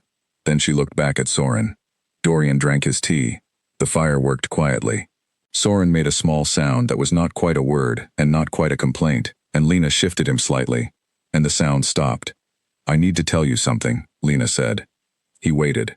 "Garrett found 2 more of Cassin's contacts in the palace," she said. "Not his people. Just people Cassin has spoken to informally. They are not committed to him, but they have been in conversations. Garrett knows who they are." "He told me," Dorian said. "Then you know the pattern is changing. He is not using embedded contacts anymore, because he knows we found the first ones. He is working through social channels now, informal conversations, people he can later say he was simply speaking with." Dorian set down his teacup. "You have been thinking about Cassin's movements from your rooms, with a 6-day-old baby." "I have been thinking about Cassin's movements," she said, without particular emphasis, "because it is important, and my being in these rooms with a 6-day-old does not change that." He looked at her. She met the look. "You are right," he said. "What do you think he does next?" "He will make his move publicly," she said, "not through the council. He has tried the council. You shut it down cleanly. He will try a different audience, something broader. Lords who are not on the council, but who have influence, public record requests. He will try to create a conversation that exists outside the spaces you can close." "When?" When he has the name, she said. He still does not have it. When he has it, he will feel ready. Dorian was quiet, thinking through this. We need to remove the need for him to find it, Lena said. He looked at her. Meaning we name it ourselves before he does. The room was very quiet. You want to? He started. Not as a confession, she said immediately. Not as an admission of anything. The opposite. She was thinking carefully. He could see her doing it, working through it, in the methodical way she worked through everything. What if the story is not that I had a connection to someone before I came here? What if the story is that I was already carrying a child when I met you, and you knew, and you chose me anyway, and Soren is the child you chose to raise? It is not a denial. It is a different version of what is true. It removes the thing Casson is trying to weaponize, because if you have already named it, he has nothing to reveal. Dorian looked at her. She continued. It also does something else. It tells every person in this court that you chose a woman who had nothing, who had been publicly disgraced, who came back to a storage room, and you chose her knowing everything. Not in spite of it, but, she stopped briefly. It is a different kind of statement about what kind of leader you are. Casson has been telling people you are unstable. This says you are someone who decides and does not apologize for deciding. The fire crackled. Soren made another small sound and was quiet. Dorian looked at this woman in the chair across from him, 6 days out from a difficult birth, holding her child with one arm and dismantling Casson's strategy with the other. And he thought about the corridor floor at 9:47 in the morning, and he thought, I did not know until I did. You have been thinking about this for a while, he said. I have been thinking about it since the council session, she said, which was 2 weeks ago. You were 4 days from your due date, 2 weeks ago. Yes, she said. I was also aware of the problem. He was quiet for a moment. If we do this, it changes the story permanently. It is not adjustable later. I know. It requires you to. He paused. It makes a claim about your life that simplifies things that were not simple. She looked at him directly. Dorian, I have been managing what is simple and what is not since I walked through Coldmere's gate. This is a choice I am making with full information. I am not being managed into it. It was the first time she had used his name without the title. She did not seem to notice she had done it. He noticed. All right, he said. I will speak with Garrett about how we present it. She nodded. She looked at Soren. She said quieter. He deserves to not be a secret. And there it was, under the strategy and the calculation and the careful precision of her thinking. There it was, the thing that was actually driving it. Soren, 6 days old, who deserved to exist in the world with his name in front of him, rather than behind him. No, Dorian said, he does not. It took Garrett 3 days to prepare the approach, and another 2 for the conversation to happen in the way that mattered. Not in the council, not in a formal statement. At a dinner, the kind of dinner that was small and carefully curated, 12 people whose influence was distributed through the court in the most useful pattern, including Dora Whitfield, who arrived in her usual state of already knowing more than she was letting on, and sat across from Lena with a look that said she was paying close attention. Dorian told the story clearly and without apology. He had known about the child before the announcement. He had chosen to begin a formal relationship with Lena, knowing she was expecting. The child was the child he had chosen to father. He would not be entertaining questions about it from anyone who thought it was their business to have an opinion about his choices. He said it all with the particular tone he used when something was decided and closed. Not aggressive, not defensive, just certain. The tone of a person who has thought about something long enough that the thought is finished, and what remains is only the fact. The table was quiet for a moment. Then Dora said, with the specific quality of warmth that meant she had arrived at her final position on the matter, I think that is a remarkably straightforward thing, and I appreciate straightforwardness. The dinner continued. Dorian came to the East Wing the following morning. Soren was awake and had been awake for some time, based on Petra's expression. Lena handed him to Dorian when he came in, not because she needed her hands free but because it seemed like the appropriate thing to do, and Dorian took him with the focused, careful grip of someone who was not going to fail at this. And he held the baby against his chest. Soren looked at him. The baby's face did the particular thing babies' faces do when they are assessing a new situation. Very serious, very concentrated, arriving at conclusions by whatever process babies arrive at conclusions. Dorian said Soren very quietly. Just the name. The baby's face did not change. He said it again. Lena watched him standing by the window with Soren in his arms, saying the name twice in the way you say a word when you are learning that it belongs in your vocabulary. Outside the window the garden was cold and clear. The morning light was the kind of winter light that has no warmth in it but is very precise. She thought about Owen, and she did that less than she used to, not because she had moved past it, but because the grief had found its proper place, the place where things that are permanent and unchangeable live. She let herself think about him for a moment, his notebook, his laugh, the question he had asked her outside the trading post. Then she thought about the man by the window holding a baby and saying a name. These two things were not in conflict. She had understood that earlier, and she understood it now. Love was not a resource that depleted. The living and the dead did not compete. He is looking at you like he is not sure what to make of you, she said. Sensible of him, Dorian said. He looks like that at everyone. I think it is how he thinks. Also sensible. Soren made a decisive sound and grabbed at the front of Dorian's coat with one small hand, which Soren had discovered he could do approximately 2 days ago and was deploying frequently. Dorian looked down at the hand, then up at Lena. What does this mean? He said, with the serious face of a man who is approaching the question with genuine attention. It means he has found something to hold on to, she said. He looked back at the baby. Soren looked back at him. The coat grabbing continued. All right, Dorian said to the baby. Fair enough. Soren seemed satisfied with this. He did not let go. Outside, the winter garden sat in its pale exact light, and the palace continued its mourning. And in a room in the east wing a man stood by a window holding a baby who was holding onto his coat, and he said the name again, and this time it did not sound like a name he was learning. It sounded like a name he already knew. Soren was 6 weeks old, the night the pretending stopped. It did not stop with an announcement or an argument. It stopped the way things that have been held in place for a long time eventually release, not because something broke them, but because the structure holding them had simply been used up. Lena had not slept well in 6 weeks. This was not a complaint. She had been warned, and she had accepted it, and she was not the kind of person to complain about things she had agreed to. But the particular quality of not sleeping that a new child brings is a specific thing. Not the sharp deprivation of illness or crisis, but a sustained, grinding reduction that works on the edges of everything. The sharpness of her thinking, the patience she applied to people, the height of the wall she kept between herself and the things that were difficult to carry. On the night Soren was 6 weeks old, the wall came down. Not completely, just enough. She was not doing anything when it happened.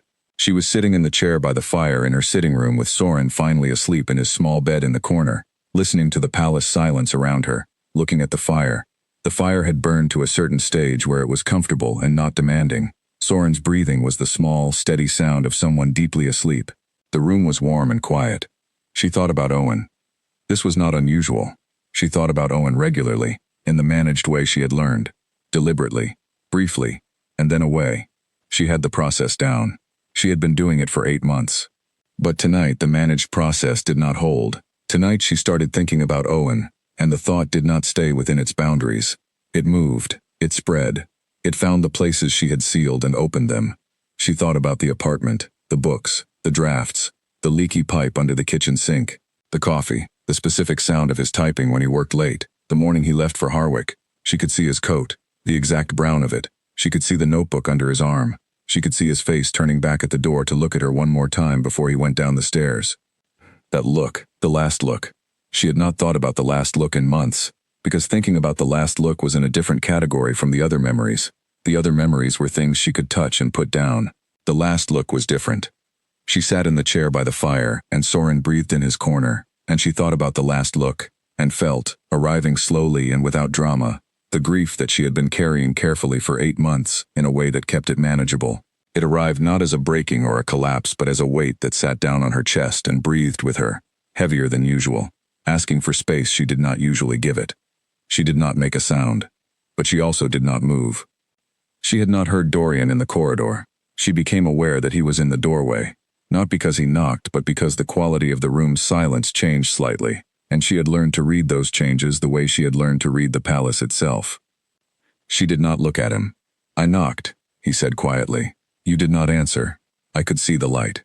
I did not hear you, she said. Her voice was level.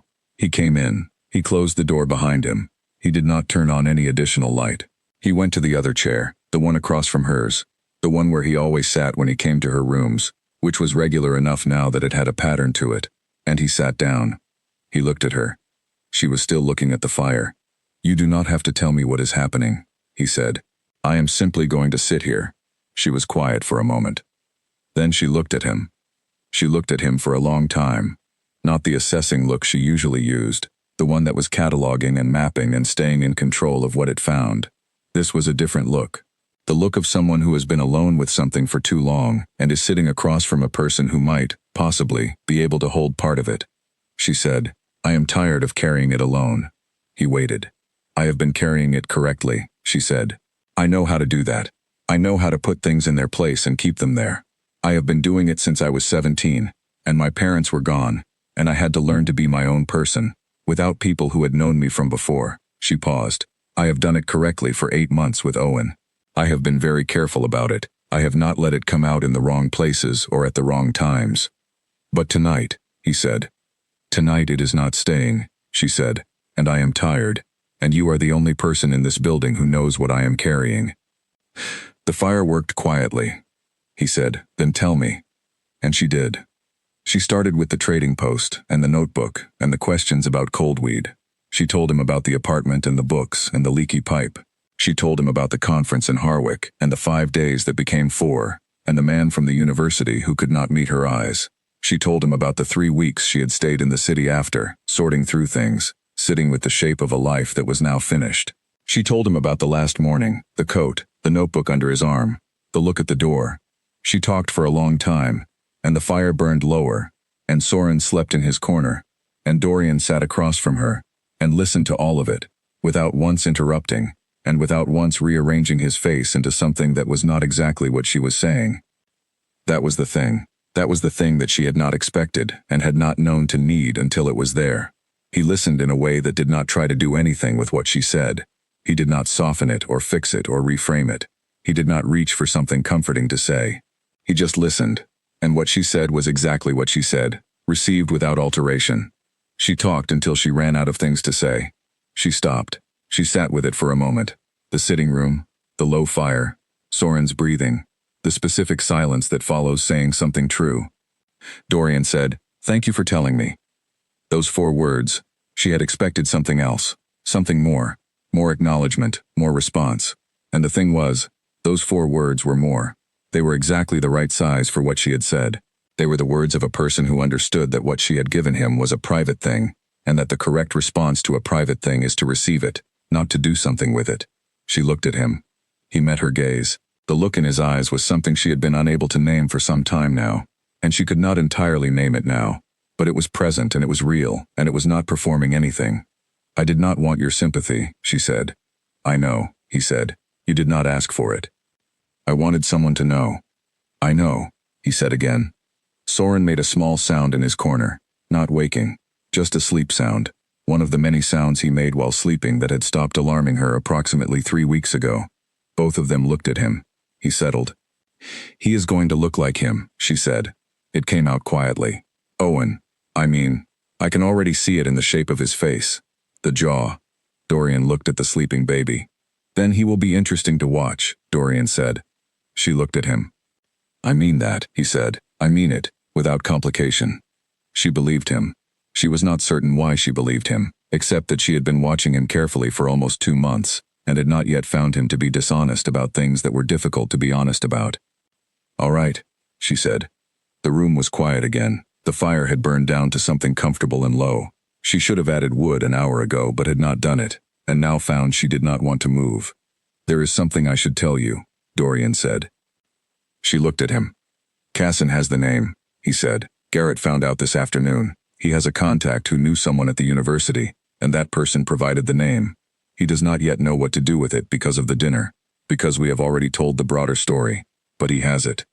She absorbed this. She had been waiting for it. How long before he does something with it? Garrett thinks 2 weeks, possibly 3. He is careful about moves that could backfire. "We have 2 weeks to make sure the story we told is the one that lives," she said. "And Soren needs to be formally registered. Garrett has already begun the registration paperwork. And the people at the dinner. Dora Whitfield had 3 conversations yesterday," Dorian said. "I have been told all 3 included the phrase, 'The king made his choice knowingly.'" She sat with this Dora Whitfield, running her social engine in the direction they needed. "She likes you," Dorian said. "She likes that I am not manageable," Lena said. "It is different." A moment of quiet. "Is it?" Dorian said. She looked at him. There was something in the question. Gentle. Not pressing. Not pushing anywhere. Just there. And she was aware of it the way you become aware of a sound when the background noise drops. She did not answer the question. She filed it. I should sleep, she said. Yes, he said. He did not move immediately. She waited. He said, Lena. She looked at him. I am glad you told me, he said. I want you to know that I am not going to do anything strange with it. I am not going to treat you differently tomorrow. I am not going to bring it up unless you do. He paused. He was choosing his words with more care than usual. I am glad you did not carry it alone tonight. She held his gaze for a long moment. Yes, she said quietly. So am I. He stood. He went to the door. He paused with his hand on the frame in the way he sometimes did, not hesitating. Just a brief moment before the transition. Good night, he said. Good night. The door closed. The room held the fire's last warmth. Soren breathed in his corner, with the dedicated breath of someone who is using every moment of unconsciousness to grow. Lena sat in the chair for another few minutes. She felt lighter.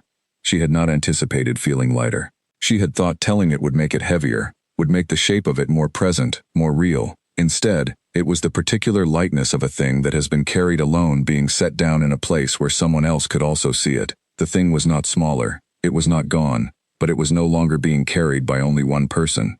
She went to Soren's corner and looked at him sleeping. She studied his face in the dim light, the jaw that was already telling her something about who he was going to look like. She pressed one hand very lightly on the air above him, not touching, just near. I told someone about your father tonight, she said, very quietly.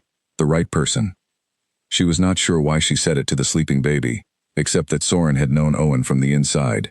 In the months they were the same body, and so it seemed right that Soren should know his father was still being spoken of.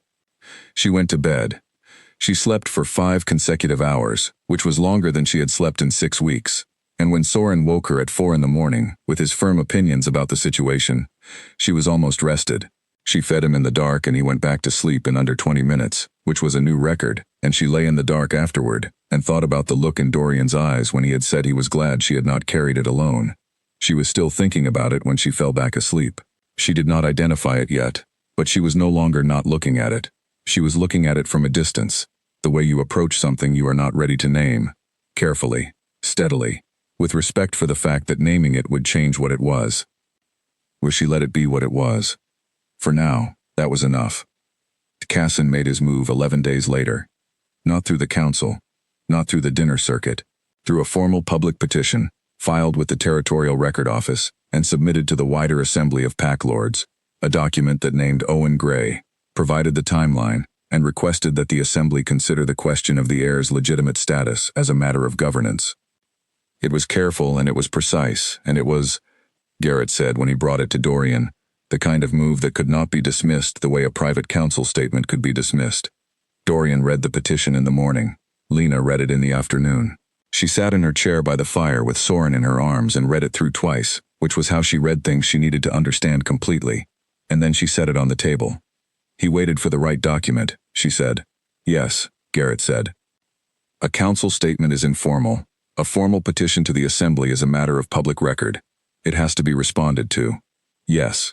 She looked at Soren, who was examining his own hand with deep interest. She looked at the petition. How long before the assembly convenes? 3 weeks. 4 at the outside. She was quiet for a moment. She thought about 3 weeks and 4 days, which was the first morning she had come to Veldrath and watched the city arrive around her through the carriage window, cataloging. She thought about 5 weeks after that, when she had sat on the floor of the sitting room in the dark with the baby moving against her hands, and Dorian had come in and sat beside her without being asked. She thought about the council chamber corridor, the door warm under his hand at 9:47 in the morning. She thought about Soren's face at 3 days old, and Dorian's hands holding him, and the name said twice in a room with good winter light. She thought about the question he had asked on the night of the low fire. Is it? She had been turning that question over for 10 days. She had not answered it. She had been approaching it the way she approached things that needed care. There is one thing Casson cannot touch, she said. Garrett looked at her. Yes? The registration, she said. Soren has been formally registered under Dorian's name for 3 weeks. A formal petition to the assembly challenges the story. It does not undo a registration that exists in the territorial record. The registration came first, Cassin's petition came after. In a contest between a registration and a petition, the registration holds unless a court overturns it. Garrett was quiet for a moment. That is correct. And a court cannot overturn a legitimate registration based on a circumstantial challenge. Cassin has the name and he has the timeline, but he does not have a medical document, a third-party witness with direct testimony, or anything else that constitutes the level of evidence a court requires for an override. Also correct. So the petition is a political statement, she said, not a legal one. It is designed to create a public conversation, not to win a court case. Because Cassin knows he cannot win a court case. Garrett looked at her steadily. Yes, he said. That is the most accurate assessment of the situation I have heard.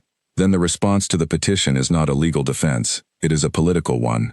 What do you have in mind? She looked at Soren, who had lost interest in his hand, and was now looking at the fire. Dorian needs to appear before the assembly himself, she said, not through an intermediary, not through a written response, himself, and the statement he makes should not engage with Cassin's claims at all. It should be about governance, about what the territory is, what it stands for, what kind of leadership it has. It should make the petition look like what it is. A small man trying to make himself larger by pulling someone else down. But Garrett was very still. I can help write it, she said. Garrett looked at her for a long moment with the particular expression he used when he was recalculating something significant. I will speak with him today. Dorian came to her rooms that evening. She was expecting him. She had Soren in her lap and was reading. She had found the palace library 3 weeks ago, and it had become a specific form of daily restoration. Finding books and carrying them back to her rooms and reading sections while Soren slept, or while he sat on her lap and watched the pages turn with his serious, interested eyes. He sat across from her. He looked at the book. Garrett told me what you said, he said. Yes. About the petition, the response, writing it. Yes. He was quiet for a moment. Then he said, You have been in this palace for 2 months. Yes. And you know this territory better than some people who have been in it for years. I know what matters in rooms like this, she said. I learned some of it at Coldmere and the rest of it here. The currency is different, but the principles are the same. People want to know where the power is, and they want to know it is steady. Cassin is trying to create doubt about that. The answer to doubt is not argument, it is clarity. He looked at her for a moment. I want you to help write it. I will. He looked at Soren, who had turned to look at him with the serious, focused expression that Soren used for people he recognized. You should hold him, she said. He reached for the baby and Soren went to him without protest, which he did now most of the time when Dorian held him. The complaint stage had lasted approximately 2 weeks before Soren had apparently decided Dorian was an acceptable place to be. Dorian held him with the ease that had come from 6 weeks of practice. Soren grabbed his coat. He is going to do that his whole life, Lena said. Probably, Dorian said. She looked at him, at the way he was holding the baby, the focused, careful way that had gradually relaxed into something more natural, the way that things become natural when you do them consistently. She thought about the question he had asked on the night of the low fire. Dorian, she said. He looked up. She held his gaze. She was not going to say something that was not true, that had always been her standard. The things she said were the things she meant. I do not want this to still be a performance in a year, she said. I want you to know that. The room was very quiet. He looked at her without moving. His hands stayed on Soren, steady and present. It is not a performance for me, he said. It has not been a performance for me for some time. I know, she said. I have been watching you for 2 months. I know. And for you, he said, not pressuring, just asking. She thought about the last look at the door. She thought about the weight that had sat on her chest on the night of the low fire, and the lightness that came after. She thought about the morning she had first seen him on the path at Coldmere, and the way she had walked past without looking. Not a performance, she said. I needed time to know the difference between gratitude and the other thing. And now I know the difference, she said. He looked at her for a long moment, with those eyes that she had not been able to read at first and that she could read now, steadily, clearly, the way she could read things she had spent time learning. All right, he said quietly. Yes, she said. Soren, in the gap between them, made a decisive sound and tried to put Dorian's coat collar in his mouth, which Soren had been attempting to do with various textiles for approximately 10 days with complete commitment. Dorian gently redirected him. Soren reconsidered and grabbed the collar anyway. They both looked at him. He is very determined, Dorian said. He always will be, Lena said. I can already tell. The assembly convened in 3 weeks. Dorian stood before them alone, not with his council, not with his guard in formal arrangement. Alone, which was itself a statement about the nature of power he was trying to express. He delivered a speech that Lena had helped write, and that he had then made his own, and it did what they had intended it to do. It was about the territory and its history and its future, and it was so entirely not about Cassin that Cassin's petition looked, in its wake, like a complaint about the weather. The assembly deliberated for 2 days. The outcome, when it came, was not unanimous. Cassin had his people there, and they voted his position, but the majority was clear. The petition was not upheld. The registration stood. Garrett brought them the news on a Thursday afternoon in the 2nd week of spring. Lena was in the garden with Soren when he found her there. Soren had recently discovered that pulling grass was an option, and was pursuing this discovery with his usual determination. She was letting him pull grass and watching it happen, with the specific patience of a mother who has decided not to fight every single battle. Garrett said, "It is done." She looked at him. She looked at the sky above the garden, which was the particular pale blue of early spring, the first blue that looked real after months of winter gray. "Cassin," she said. "He will be permitted to maintain his position in the Southern Territory," Garrett said. "There will be no formal sanction. The king determined that a formal sanction creates martyrdom, and that the more effective outcome is to make Cassin irrelevant." "That is the right call," she said. "Yes," Garrett said, "I believe it is." Soren held up a piece of grass toward her with the expression of someone presenting an important discovery. "I see it," she told him. "Very impressive." Soren looked at the grass, looked at her, appeared to reach a conclusion, and ate the grass. "No," she said, and removed it with the practiced speed of someone who had been doing this for several weeks. Soren regarded this intervention with disapproval. Garrett watched this with the expression of a man who has very good control of his face. "Is he with the council?" she said. "He is finishing. He should be done within the hour." She nodded. Garrett left. She sat in the garden with Soren, and watched him investigate the grass and the ground, and the interesting textures of everything within his reach. The spring light was on the garden, and the first things were beginning to come up along the low walls, small green pushes of new growth that had been underneath the winter all along, waiting for the right conditions. She had been thinking about Coldmere recently, not with grief or longing, just thinking about it. The iron and wood gates, and the path through them, and the flat gray sky, and Elder Harmon reading the charges, her bag on the ground, her hands at her sides. She thought about who she had been that morning, and who she was now, not as a judgment, just as a fact, the way distances are facts. She had walked through those gates carrying everything that had happened to her, and she had not lowered her head, and she had gone into the storage room and lain down on the cot and looked at the cracked plaster and thought, "I am here. The baby is here. We are both still here." That was enough for that night, and then the next night, and the next. Until one night in a cold storage room, a king had come and sat in the one chair and said, "Pretend your baby is mine." And she had laughed once, and said yes. She heard footsteps on the garden path and looked up. Dorian came around the corner of the hedge that bordered the garden's eastern side. He was still in formal clothes, which meant he had come straight from wherever the council had finished. He had not changed or stopped for anything. She did not arrange her face. She looked at him the way she had looked at him from the first day, directly, without performance, giving him exactly what was there and nothing more.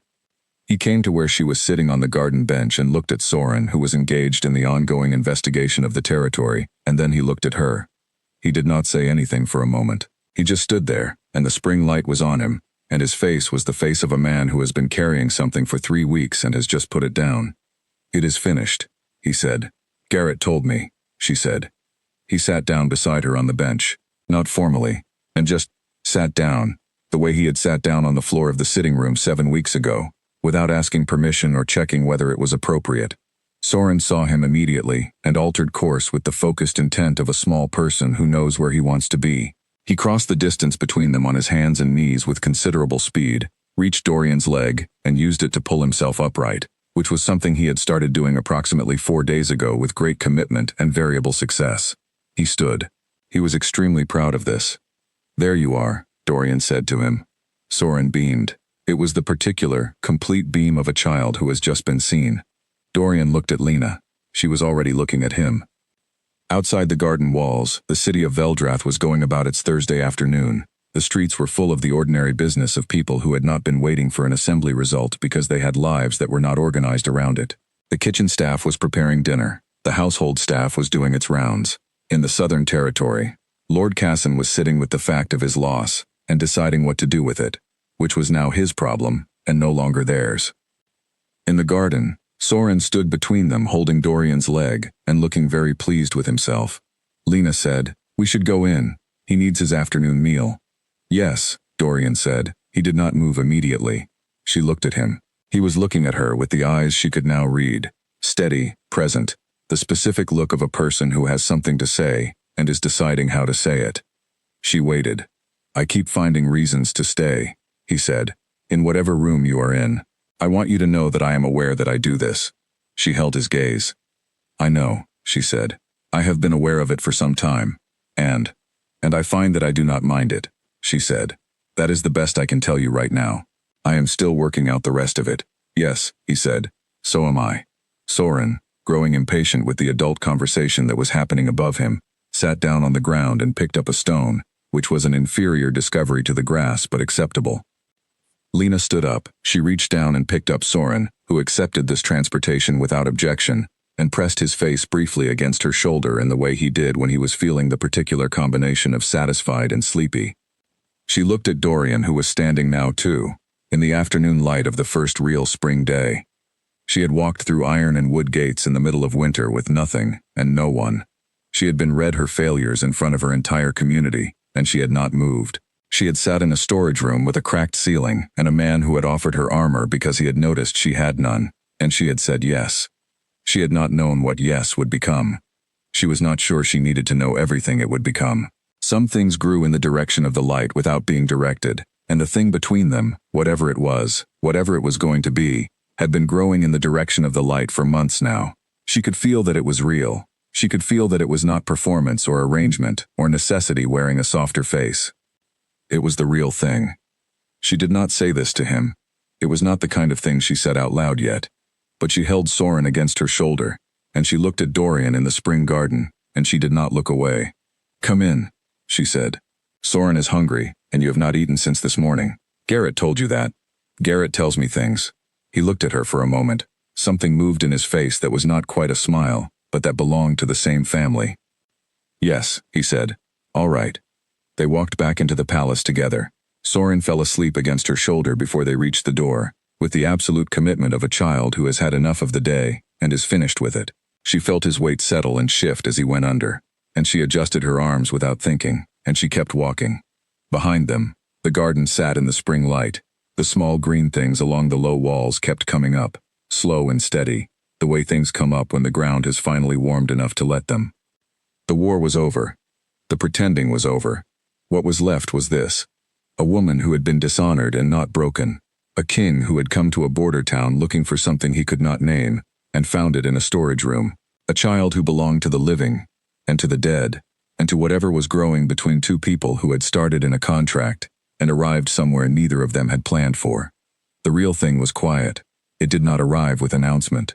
It did not resolve everything that had been hard, or make the hard things not true. Owen was still gone. The grief was still the grief. The court was still the court, and Casson was still Casson, and the world had not simplified itself into ease. But Soren was here, and she was here, and Dorian was walking beside her through a palace corridor in the second week of spring, close enough that she could feel the warmth of him, and he was not going anywhere. That was enough. That was more than enough. That was everything.